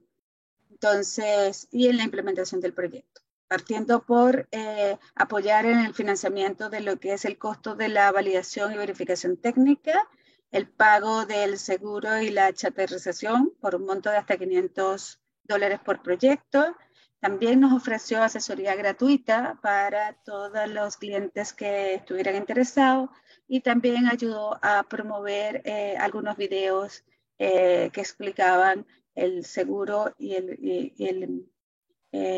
la operatoria de lo que era el proyecto ESI en Chile. So for the ESI program, the IDB helped create some incentives for its success. The first one was support on the verification and validation process. Second one was the payment of the insurance premium for a quantity of for projects with a quantity up to $500 US per project. Then an incentive for early retirement and scrapping of assets, again for a quantity up to $500 US per project. The IDB also provided a free advisory service for verification and validation, also with the support of INR. And finally, it helped with the dissemination and promotion strategies throughout videos and case studies dissemination. Finalmente, después, como banco, nosotros tuvimos que desarrollar un producto específico que acompañara este seguro, que es el crédito verde. Le llamamos créditos para energías limpias y eficiencia energética. Y este crédito tenía condiciones especiales, específicamente en el descuento en las tasas para todos los proyectos de inversión que fueran asociados al seguro ese. They then also developed a green credit, special credit with also special conditions. The objective here was to finance, to provide financing provided to change and convert to clean energy technologies. The characteristics of this green fund would be that it would finance up to 100% of the net value of the investment. Y respecto a todo lo que fue la estrategia de comunicación y difusión, Banco Estado obviamente hizo una capacitación a todas sus plataformas comerciales respecto de la operatoria de este seguro, hizo webinars de cara a clientes y además hicimos talleres en conjunto con las compañías de seguro. So moving forward, they also implemented a communication strategy based on different training sessions on the ESI program, but also on the demand side, as well as the commercial areas. The communication strategy also involved the publication of different research and reports in internal platforms of Banco Estado. And finally, it concluded with a workshop with the insurance company, Seguros Desde, that was held in 2022. Como lecciones aprendidas y principales conclusiones, el programa en sí fue de mucho interés de cara a los clientes y proveedores. Y quizás la principal barrera de entrada que tuvimos tenía que ver con el costo de, y las condiciones contractuales del seguro. Cuando hacíamos los webinars, todos los clientes se mostraban interesados, participábamos evaluando un conjunto importante de proyectos, finalmente los proyectos se concretaban, pero muchos de los proveedores preferían ellos dar su propia fianza o su propia garantía al cliente respecto a los proyectos instalados más que tomar el seguro directamente. So the first lesson learned from the ESI program of Banco Estado was that the counter guarantee contract was not valued by the developer. The developer of equipment preferred to give a direct guarantee to the client rather than to hire the product sold by the insurance company, by the insurance entity. Y esa experiencia fue principalmente porque los clientes objetivos fueron clientes más grandes y creemos que es posible tener mayor éxito para clientes más pequeños como son pymes y microempresas, y el foco inicial abordado fue para clientes un poco más de medianas y grandes. So from this lesson learned, they concluded that the ESI program is well suited for SMEs rather than big clients. And at that point, they were still targeting mid companies. So as a conclusion, they would say that SMEs are the better, most suitable targets for the ESI program in Chile.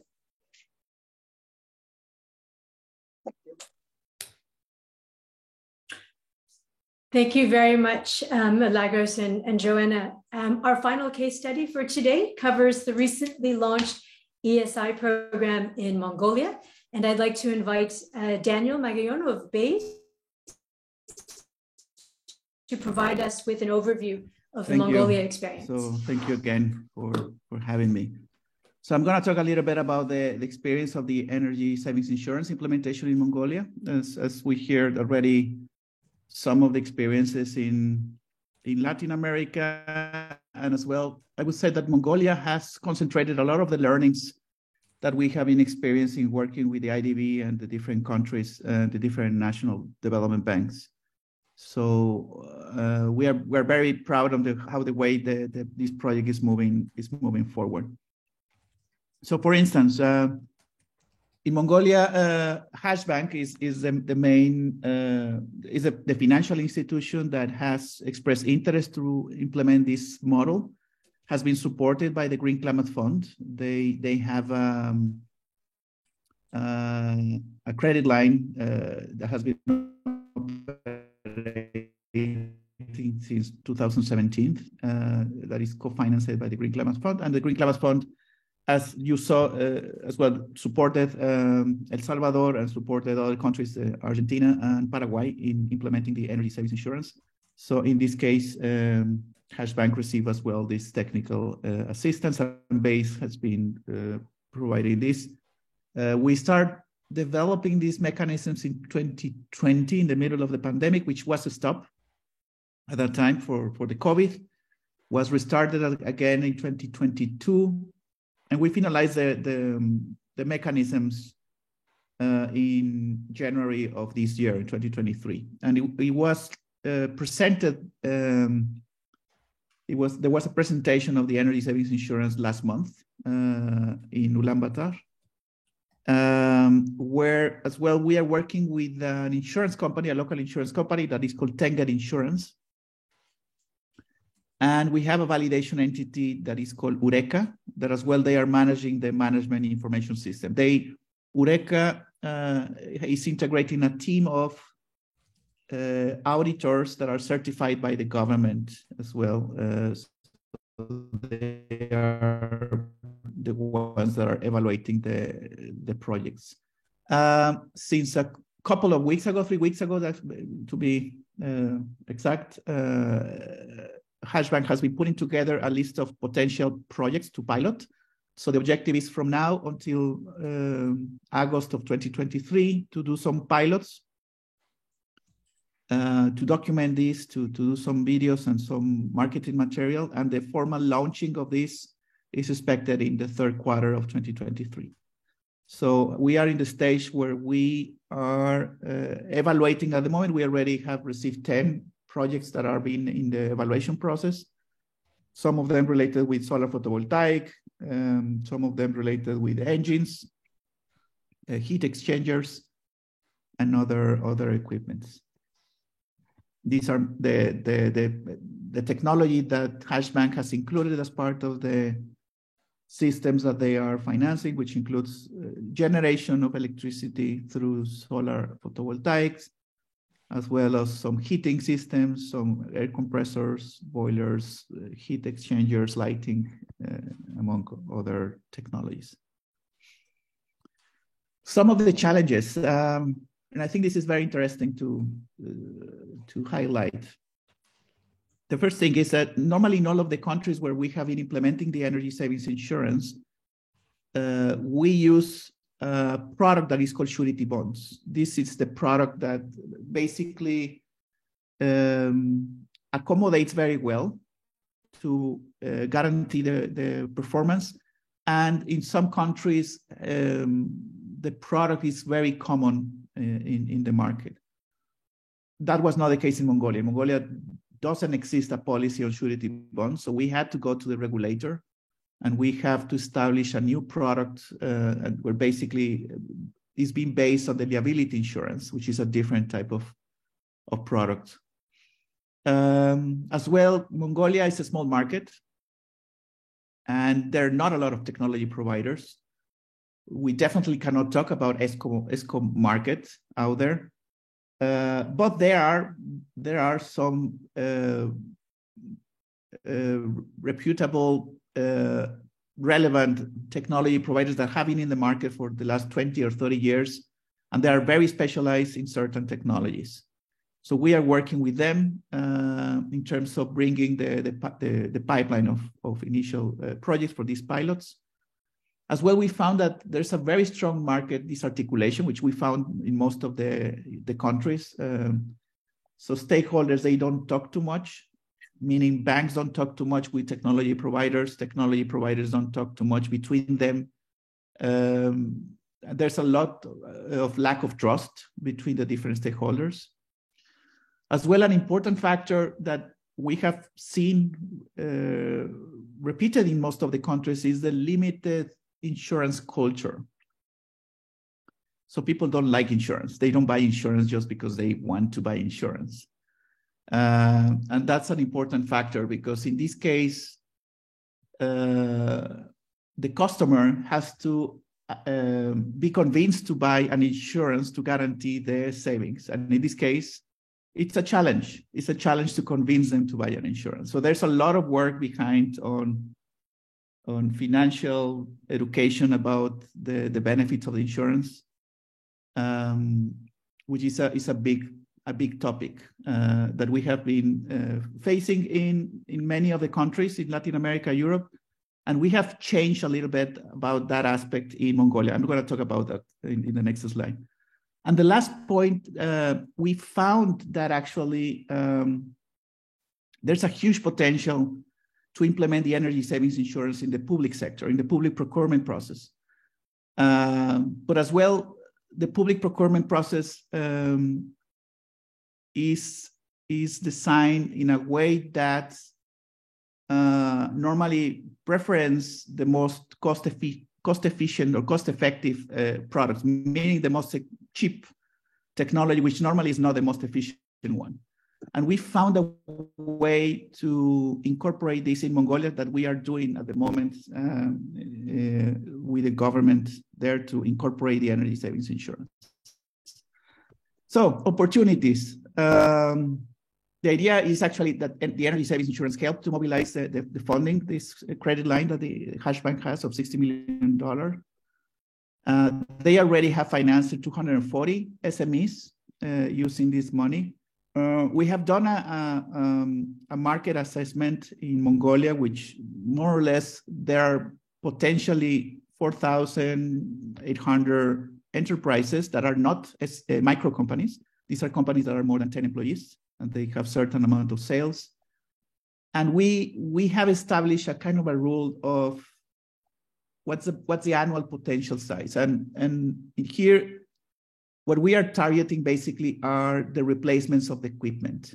So there's a lot of equipment out there, if you consider these 4,800 companies, that they replace, a share of them, they replace annually their equipments. And every year that they have to replace, we want to change the behavior that they prioritize investments in high energy efficiency rather than in a low cost efficiency. How much is that? Well, we know, according to the market assessment, that some equipments have a lifespan of 15 years, some others have a lifespan of 25 years. So in average is around 20 or 25 years. The equipment needs to be replaced. They cannot be fixed anymore or rebobinated the engines. They have to buy a new one. So that more or less is around 4% of the total market every year has to be replaced. And if we put that in numbers, that means that 195 of these companies have to replace their equipment or certain part of their equipment every year. And this is our target market in Mongolia. This is what we are going and try to gain a share, that they use the energy savings insurance. One of the key aspects that I mentioned before about the insurance culture, that we normally don't like the insurance. We are based in Switzerland, and in Switzerland we are flooded with insurance for everything. And most of them people is buying not because they like it, it's because we have to. In the case of the bank, we have learned as well that the bank itself, they provide other types of credit. They provide credits to cars, they provide credits to houses, to mortgages. And every time that a client requests a credit for a car, for example, they request insurance. So that means that if you want a loan for a car, you have to bring me insurance for accident insurance, and you have to bring me robbery insurance. And if you want a mortgage for buying a house, the bank asks for a life insurance. And this is typical in all the parts of the world. So what we have managed to work with Hashbank is that when they are lending to energy efficiency, they ask an energy savings insurance. So this has become a requirement for the credit. And that has a lot of advantages for the customer as well. Because part of the things, how we have been, they are evaluating a credit, there's a distinction between a client that wants credit for an energy efficiency that doesn't have the energy savings insurance with one that has the energy savings insurance, because the risk profile is different. The probability that the customer with the energy savings insurance defaults the credit is lower than the one that doesn't have an energy savings insurance. Why is that? Because the energy savings insurance at the end, what it's doing is providing a risk coverage on the cash flows of the project, meaning that the customer will have the money to pay at the moment already by Hashbank as part of the credit evaluation, which is a big thing. because that as well is reflected in the cost of money for the client, meaning that the credit for an energy savings insurance project has better conditions than a project that doesn't have energy savings insurance.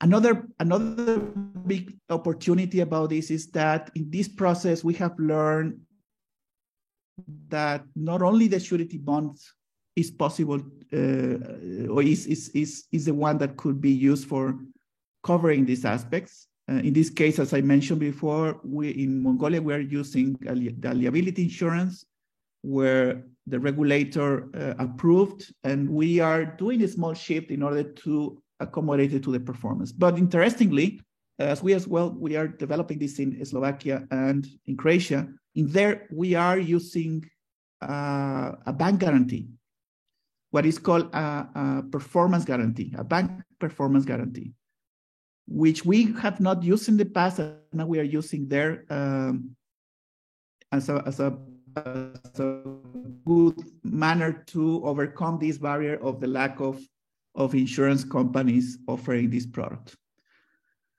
In the public sector, at the moment we are working in Mongolia, and actually we are conducting some efforts to try to work in Indonesia, that we are at the moment in evaluation process to implement the energy savings insurance in the public sector and incorporating this in the public procurement.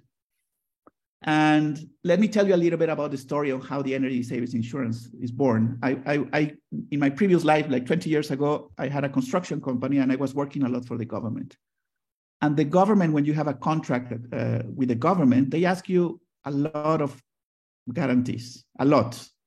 They ask you guarantees for the advance payment. They ask you guarantee to comply with the contract. They ask you guarantees for finalizing with good quality, easily 5 different guarantees. And these guarantees have to be backed by a financial product. Normally, you have 2 options, a surety bond or a bank guarantee. So that's how the energy savings insurance was born. We face the situation of how can a provider build on or put more trust in the guarantee that is offering is through these guarantees. It's through a surety bond or potentially another product like the bank guarantee. So what we are doing now with this incorporation into the public procurement is actually going back to the roots, because for the government, it only implies to incorporate the energy savings insurance as an additional factor to guarantee the savings that are being promised by the contractor in this case, or by the provider in this case. What happens normally is that in any procurement process that exists in the market at the moment, the official that is in charge of the procurement, they have to select the most cost-efficient technology, and they normally just take the CapEx as the evaluation. They disregard the OpEx. And please, let's think in the replacement of an equipment. Imagine a hospital, a public hospital, they have to replace the air conditioning system. Normally, the engineering of replacing one air conditioning system is very basic. It's either the specifications given by the maintenance person or they take the previous specification. So there's no engineering like the original project where it was incorporated in the electromechanical engineering of the whole hospital. So in this case, when you ask for a high efficient equipment in a tender, normally you receive a lot of proposals. The contractor is going to give a cost in terms of the cost of the equipment of the supply and installation. And the idea is that they incorporate as well the operational expenses of that. And they have to guarantee these operational expenses with the energy savings insurance. So that's the way that we are trying to incorporate this in the public sector in Mongolia, and hopefully soon in Indonesia. And as part of that as well, we are incorporating the validation or technical validation entity to provide a technical opinion at the beginning when the procurement or the tender process is happening. So to support the government on the technical aspects. As well, the validation entity will play the same role as verifying the installation in site, as we are doing with Hashbank with the private clients. The validation entity will go to the site and verify that the equipment is the same equipment that was promised. And the reporting is going to be done online as well in a management information system. It's the same management information system based in blockchain, where if the government don't agree with the savings, because the responsibility of the provider is to monitor and to report this, basically they can decline, and then the validation entity has to come and verify if the savings were achieved or not were achieved. In the case that they were not achieved, basically it indicates to the contractor that they have to compensate to the public entity for the savings that were not achieved. And in the case that that doesn't happen, then the insurance will pay to the public entity for the savings that were not achieved. As well, the advantage of this is that we are putting in place a management information system that basically is doing the whole monitoring, reporting, and verification of the project. So we are giving opportunity to the government to aggregate all these projects and to monitor all the energy savings and as well the CO2 emissions. So these are the opportunities that we envision in terms of Mongolia. We understand implementing the energy savings insurance represents that there are some challenges out there. You need to build capacity, you need to raise awareness, you need to build and put in place the contracts, you need to put in place and engage insurance companies, and you need to engage a validation entity that is has credibility in the country. And then you need to make all the people engaged in the same project. The biggest challenge as well is, as I mentioned before, people don't like insurance. People don't like to be the first ones in the project. They don't want to be the guinea pigs. I normally joke that say it is like organizing a party. Nobody wants to be the first one in the dancing floor. So you really need to come and convince the stakeholders to pilot these projects. So, well, I'm going to stop here, and I hope that was interesting. Thank you very much, Daniel, for that very comprehensive presentation. Before we open up the floor for a short time of questions, we want to invite our final three discussants from the OECD, IEA, and GCF to provide short remarks. And we'll start with OECD.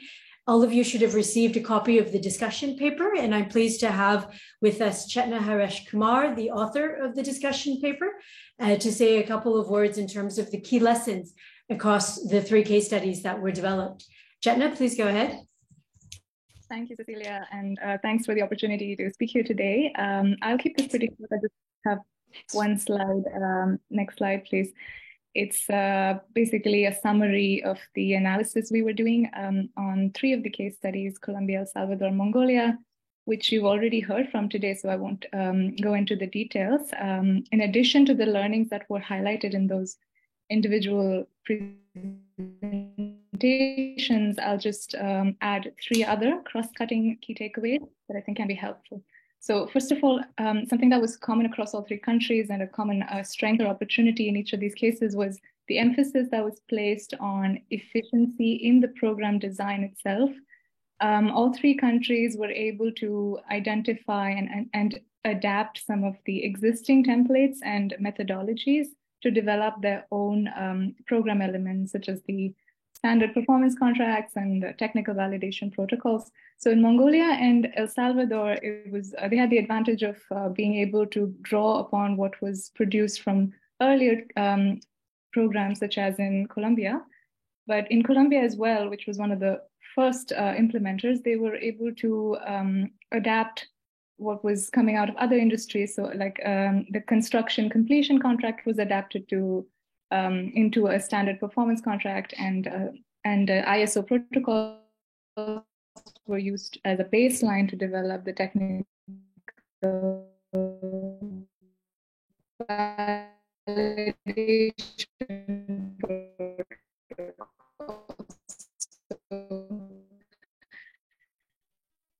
This approach of adapt times. Secondly, it was also very apparent from all of these three cases that it's important to properly and fully account for the local market conditions and regulatory environments when designing such a program. So, for example, in El Salvador,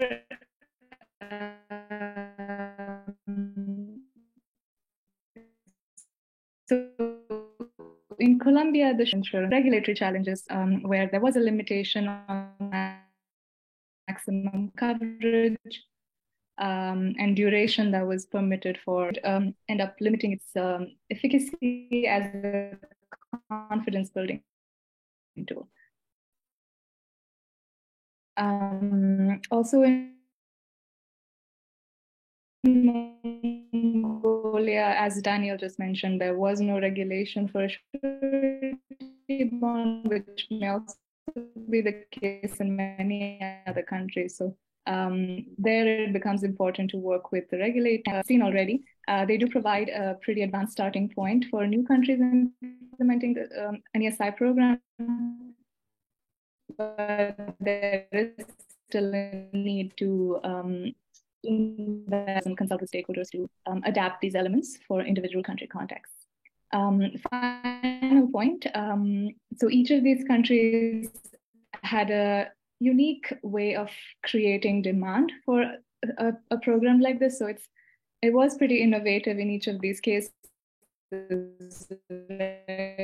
the market needed certain first movers also, as Daniel just mentioned. So local market understanding. So and it was pretty targeted in all three cases. So Colombia, IDB, and Bancodex working together to target their own clients to be the first adopters of the ESI program. El Salvador as well took a similar approach, working with industry associations to create demand for this product and this program. There, although they did run into some issues, because there was more emphasis on capacity building and maybe less on marketing itself. Mongolia as well is targeting first mover firms and working with technology providers that are reputable in the local market to basically create a market. There can be many approaches to this, and the approach that is right for any given country will depend on the market context itself, which again brings up and stakeholder consultations to choose what is the most effective combination in that case. So I'll stop there and just note that you will find all the points that have been circulated by Cecilia yesterday. So thank you very much. Three cases.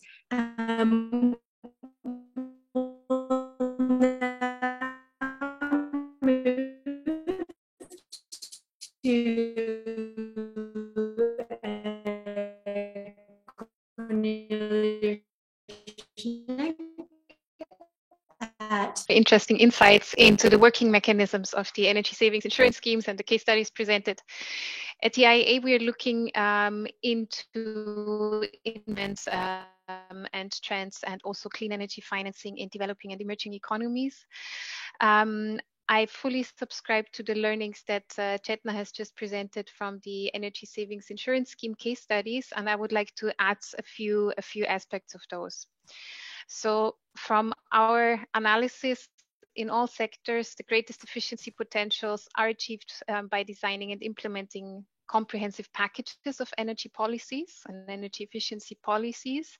So they should be embedded in the context of clear strategies and targets for energy efficiency, and should comprise several elements that range from regulatory approaches to information provision and to incentives, as a most effective, coherent and holistic approach to enhancing energy efficiency. As we know, both insurance products development, but also financial products for energy efficiency require high data availability and accuracy of data. So conducive policy frameworks, including minimum energy performance standards for buildings, appliances, and equipment, can help in setting the baseline, excluding the worst performing equipment and practices from markets, and enhance the overall average efficiency levels in the market, but also set rules to measure the performance. Digitalization was mentioned in the energy savings insurance scheme for the monitoring of the savings achieved, but there's also smart meters and controls that can be used to identify the energy savings opportunities and manage energy use. And some of our analysis for small and medium-sized enterprises within the energy crisis showed that they can reduce energy use by up to 40% in SME specifically.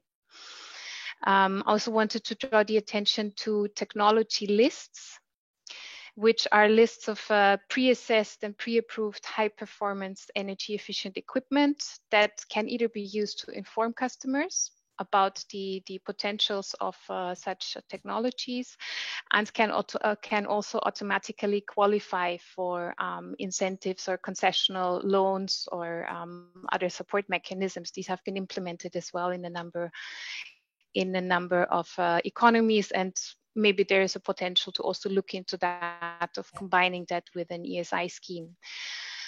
There are several examples for that. As I said, the concessional finance is also an important aspect of the ESI scheme, because our analysis shows that cost of capital tends to be up to 3 times higher in emerging and developing economies than advanced economies.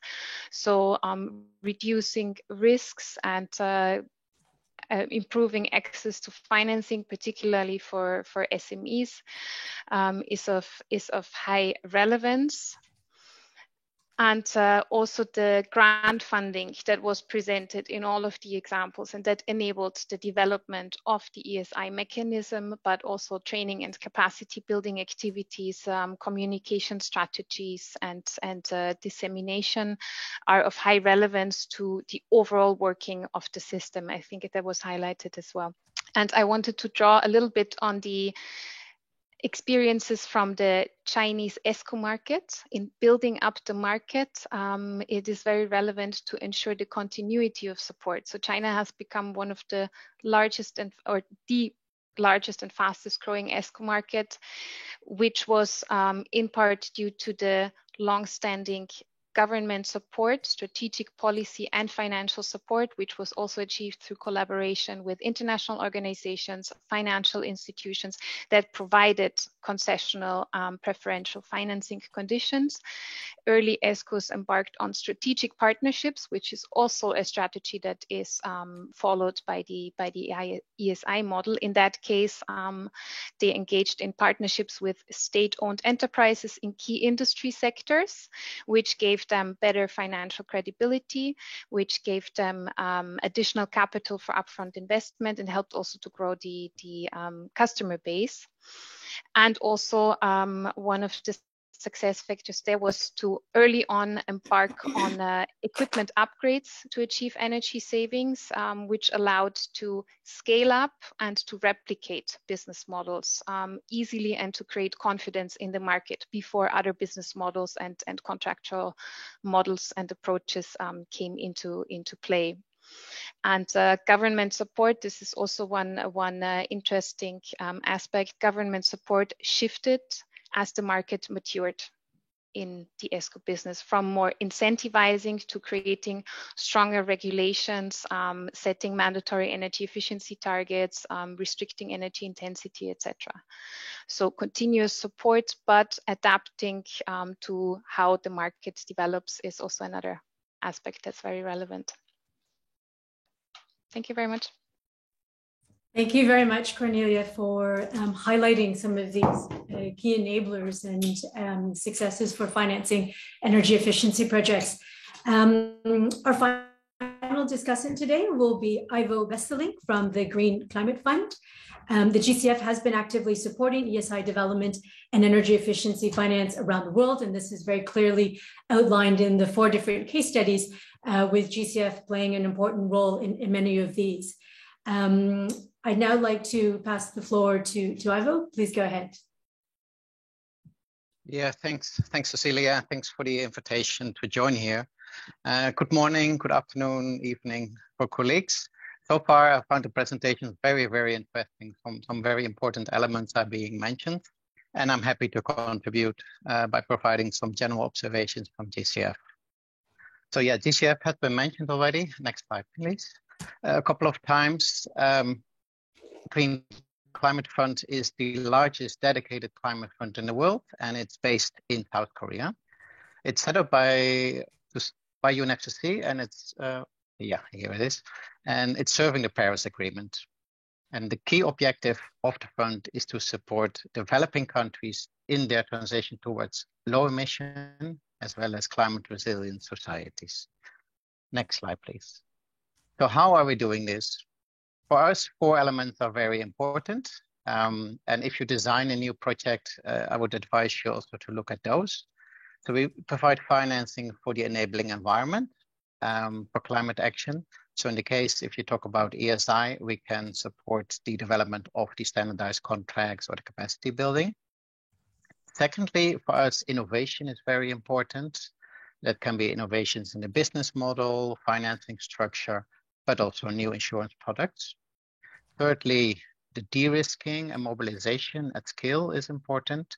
So with the intervention we finance, we aim to de-risk the transaction and with that pull in other sources of finance. And lastly, we work with national institutions to support the climate actions, as you will see on the next slide. So at this moment, we have 4 projects under implementation, which have ESI components. And we have also, like the KDB program, projects who are under development. They are approved, but they're not under implementation yet. So the first one is in El Salvador, as already seen today. A second one is in Mongolia, BASE presented it. Third in Paraguay, and the last one in Argentina. And if you look at the typical characteristics of these transactions, then you will see that usually that cooperation with the National Development Bank and local financial institutions. So in this way, you can ensure country ownership as well as bringing in other sources of finance, so you get the required skill. There's also usually a combination of loans and grants. So the concessional loans, they can reduce the interest rate and address with that the affordability challenge. And for example, longer tenors and grace periods.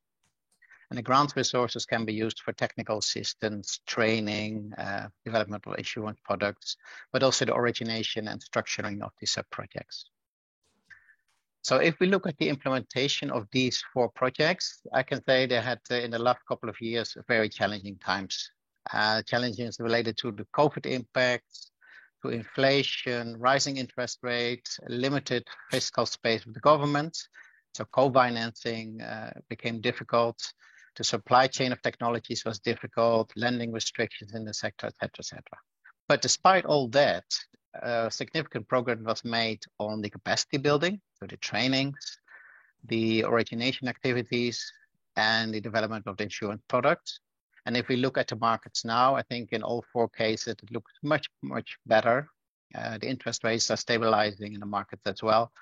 So actually, we expect some results in 2023 to come through. Some of the challenges, in some countries, the interest of SMEs to invest in energy efficiency is a challenge. Also, the capacities of the technology service providers is sometimes limited. They are used to a sales model, selling the equipment, and if it breaks down, getting it repaired may not always be possible. And now they have to change the business model. So, and one recommendation maybe for the next steps for OECD, if possible, is to look at the transactions that did took place under the ESI framework, because not all the transactions under these programs using the ESI framework, and then look at the transactions which took place and why they were successful, which elements were in place to make it work. Next slide, please. So for developing future DCF projects, if you would like to receive funding, then I would recommend to look at the following aspects. First of all, the DCF projects are country-driven. So that means they have to be aligned with all the government plans. The right stakeholders should be involved. And that's important that the activities can be sustained after closure. So we refer to this as sustainability. The advantage of engaging DCF is that we can take risks others cannot or not willing to take. And for that, we have a very wide variety of instruments. So we have equity, junior equity, loans, guarantees, etc. As said, innovation is important. So my advice there would be, please analyze the value chain. You look at and see where the risks are, and then see which party can take which risk. Then the remaining risk, look which financial instrument can be suitable to cover those risks, which a GCF can cover. We work with a lot of accredited entities. I have listed on the bottom some of the accredited entities in India and Indonesia who have already approved projects, but there are more. So if you have an idea, please reach out to them and analyze and develop the idea further, as they can submit projects to GCF. Some elements in the transaction to look at, which are important for us, that is paradigm shift. So we look at long-lasting change in markets, and we also look at the scaling potential. And lastly, if I look at those 4 transactions, one important aspect is also the sequencing of activities. So to make everything work, everything needs to be in place at the right moment. So you can't have lined up a pipeline and no funds yet, or the other way around. So all these elements, financing, pipeline, the training of technology providers and the validators, that all should be in place to make it work. So with this, I would like to end the presentation and hand over back to Cecilia. Thanks again. Thank you. Thank you very much, Ivo, for sharing with us GCF's experiences and also outlining how countries can gain support from GCF for developing these models. We've had a very rich discussion today. Unfortunately, we underestimated the time necessary to really set the scenes in the 2 different country contexts and engage all of our different partners in this conversation. We would like to still have a very short Q&A session, and I'm going to pass it over to my colleague Hakim Mulbati, our Indonesia advisor based in Jakarta, to moderate a very short Q&A session for us. Mulbati, go ahead. Thank you, Cecilia. Thank you all the speakers for the excellent presentation and also the thought. Maybe we only have 10 until 15 minutes to cover the question. We have the list of questions, I think, in the chat box. I think mostly for Daniel, but first, maybe I have to give the question to Milagros about the time frame for the ESI to become commercially viable. Milagros, could you respond on this question?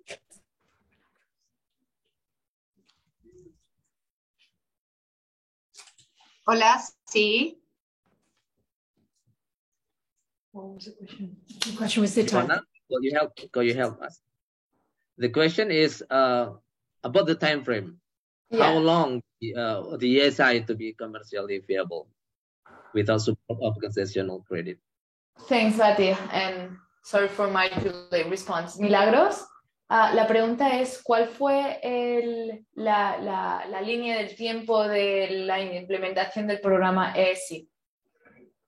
¿Cuándo duró, cuándo empezó y hasta cuándo? Un poco todas las etapas. Sí, cómo no. Mira, el proyecto se inició a finales del 2018 a orquestar, a desarrollar, y como les dije en una entrevista particular, la principal dificultad que tuvimos es que se implementó en periodo de pandemia y además en un periodo de crisis social, de un estallido social en Chile.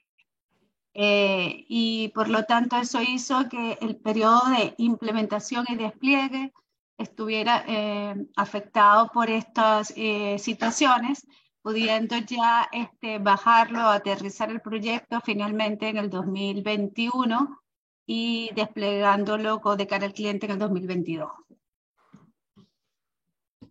Thanks, Milagros, for your answer. The project was born in 2008.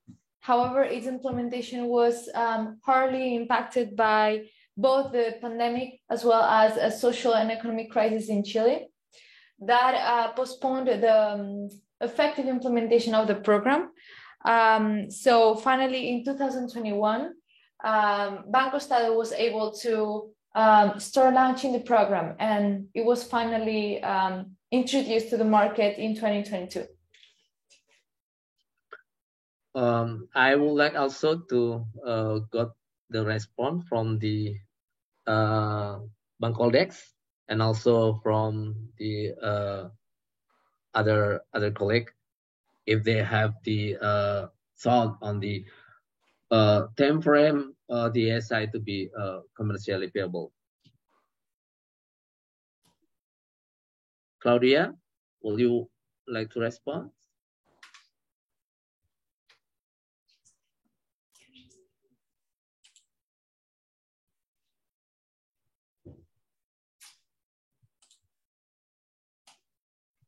Hi, Hakimul. I'm sorry, but something went wrong with my audio, and I had a message from my audio was enabled and then enabled. Could you please repeat the question? Yeah, the question is the same. It's about what time frame that ESI will be commercially viable.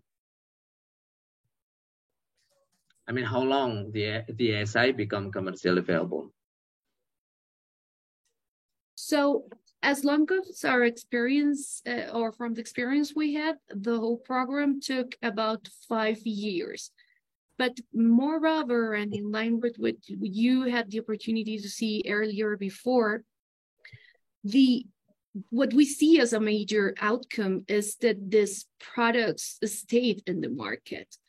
So the insurance companies still develop these insurances, and this gives a broader opportunity so that it stays commercially available until now and looking towards the future. So for instance, nowadays we are working in the Climate Finance Leadership Initiative. We are working on it here in Colombia, and the insurance company that we work with here has dealt from this experience in order to further develop other products that help for energy transition as a whole. So, and that means it was 5 years at the beginning as the program was initially created, but we see or oversee that this is a commercial output that takes longer. Thank you, Claudia, for your excellent comment. I would like to come to Daniel under some question here. I think you already answered some of the question in the chat box, but maybe you can elaborate more on who plays the role of the conducting the technical evaluation, and also is the investment grade audit is a must for the ASI project. Yeah, Daniel? The role of the validation or technical validation entity normally is played by a certification entity that has a strong credibility in the country. This is very important in order that the customer trust in them, and as well the insurance company trust in the evaluations that they're going to be conducting. In terms of the second question was about the cost of the. The second question is about the internal IGA. Whether is it a must, or what do you think? No, it's not a must. Here, the provider has to do the proposal in terms of the equipment that they are offering to the client, and they need to evaluate the existing equipment that is going to be replaced. What we are providing is a methodology, which is based on international standards that they can follow in order to provide the proposal that they are doing. Remember here that it's very important that at the end of the day, the technology provider is committing on the things that they are promising to the client, and they are signing a document that is liable, and as well, the insurance basically is putting as well some liability on them. So it's basically how the American says, it's like we are trying to push them to put the money where the mouth is. If they say that it's going to be 20%, well, it's going to be 20%. Otherwise, they have to pay. So it's in this case, it's a lot about the credibility and the capacity. Thank you. Thank you, Daniel.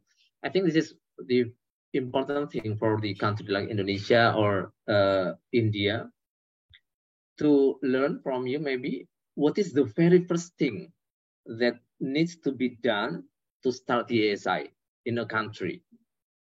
I think the audience from Indonesia and India is important to learn about this. Yeah, I think it's very important to analyze what kind of financial products, financial risk coverage products can be used in the country. I know, for instance, Indonesia already has a surety bond market that is quite strong and is quite common in the country. In India, has been reestablished after many years of not being operating. So last year they start operating again. So that could facilitate a lot the implementation of the energy savings insurance. The second aspect that would be important to have is the engagement of a national champion that is going to be leading the energy savings insurance. So this could be a bank, or could be a public entity, or could be an energy efficiency agency, but someone has to take the lead locally to try to push and to create this environment to bring and to engage the stakeholders. At the end of the day, as I mentioned, one of the challenges here is that this articulation, and you need to bring together technology providers, financial institutions, insurance companies, and everybody needs to dance at the same rhythm. So that's the challenge that you have in there. Yeah, thank you. Maybe this is, I do not know, maybe this is the last question for, I think for Claudia. So for you, Daniel, from the Latin America experience, how were the program able to attract overseas insurers to commence due diligence on ESCO capability and the project, and how the cost of insurance premium? I think how the from your experience, how were the program able to attract overseas insurance? Daniel or Claudia? Yeah, I can answer, and then I will let Claudia to respond. So it is a challenge because you need to find the right person interested in bringing new business line to the insurance company. This is a new product, a new market for them. So we are trying to work with insurance companies that are open as well to new ideas. Fortunately, there's quite a lot of push internationally on insurance companies to get involved into the carbon reduction market. They have been pushed now to as well to be part of the net zero race. So there's quite a lot of interest from the insurance company to get involved. There's not a lot of specific products in the market, in the insurance sector, specifically for climate, for energy efficiency or for mitigation. So these kind of products is giving them a kind of a opportunity, and as well, some of them they don't have to do too much because it's using the same products that they have already in the shelf. I don't know, Claudia, maybe can. Claudia, would you like to add? Yeah, actually, as a matter of fact, it's same vision here. So in the case of Colombia, first with the program, we had non-overseas insurers. We just had a Colombian one. And as for the cost of the insurance, they did not affect the commercial viability of the projects, since part of the process of developing these products was to have competitive market prices that wouldn't affect the projects per se. So actually, that wasn't a barrier, but the one that made available the project as a whole. Nowadays, and just as Daniel was mentioning, what we are also aiming to do is to support and to guide other insurance companies so that there will be not only one insurance company that is acquainted with how to develop this type of programs, but also others that through competitiveness could develop further insurances or solutions that could help out these projects. And that would mean also that if any overseas insurers were to come here, they would be welcome to establish a fair and good competition for the people behind the projects, for the entrepreneurs per se. Over to you. Thank you, Claudia.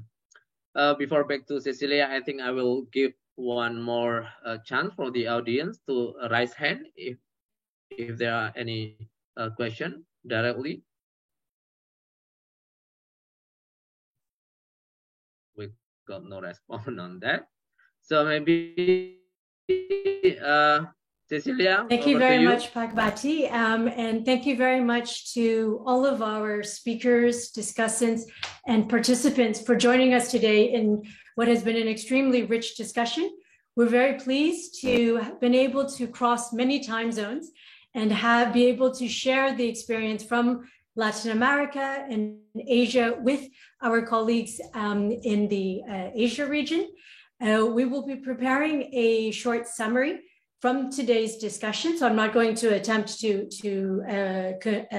summarize what has been a very extensive overview of what an ESI program is, how this is being seen as a potential tool to unlock capital and finance for energy efficiency investments, in particular in Indonesia and India. We saw already that there is a lot of interest, as well as a number of different development partners who stand ready to support such a program in these countries and in other countries in Asia and other parts of the world. And we just like to end by thanking all of you, and in particular, our colleagues from Latin America for joining us so early your morning, and for our Asian colleagues from Indonesia for staying up so late to be with us today. I'd like to also mention that we'll be following up with dedicated events in Indonesia and India, where we'll be bringing together all of the critical stakeholders that have already been highlighted during the course of our conversation in terms of who we need to get involved in setting up an ESI program, but also to look more broadly at other innovative tools to help unlock finance for energy efficiency. We hope to be able to hold those sessions in country, live and perhaps hybrid, to dive a little bit deeper on what is the opportunities, the priorities for setting up an ESI in India and in Indonesia. And we'd like to do this in partnership with many of the development partners, experts and IOs that we've convened in this first international focus group discussion. So this is very much a start of a big project for us. And I'd like just to conclude by thanking all of our speakers, discussants, and participants for staying with us for this very rich discussion. And a special thanks to our colleagues from India and Indonesia for partnering with us in this first FGD. Thank you very much, everyone. Good evening, good afternoon. Enjoy the rest of your day. Thank you. Bye. Bye, everyone. Bye. Thank you. Goodbye. Bye-bye. Bye, Benita. Bye. Bye.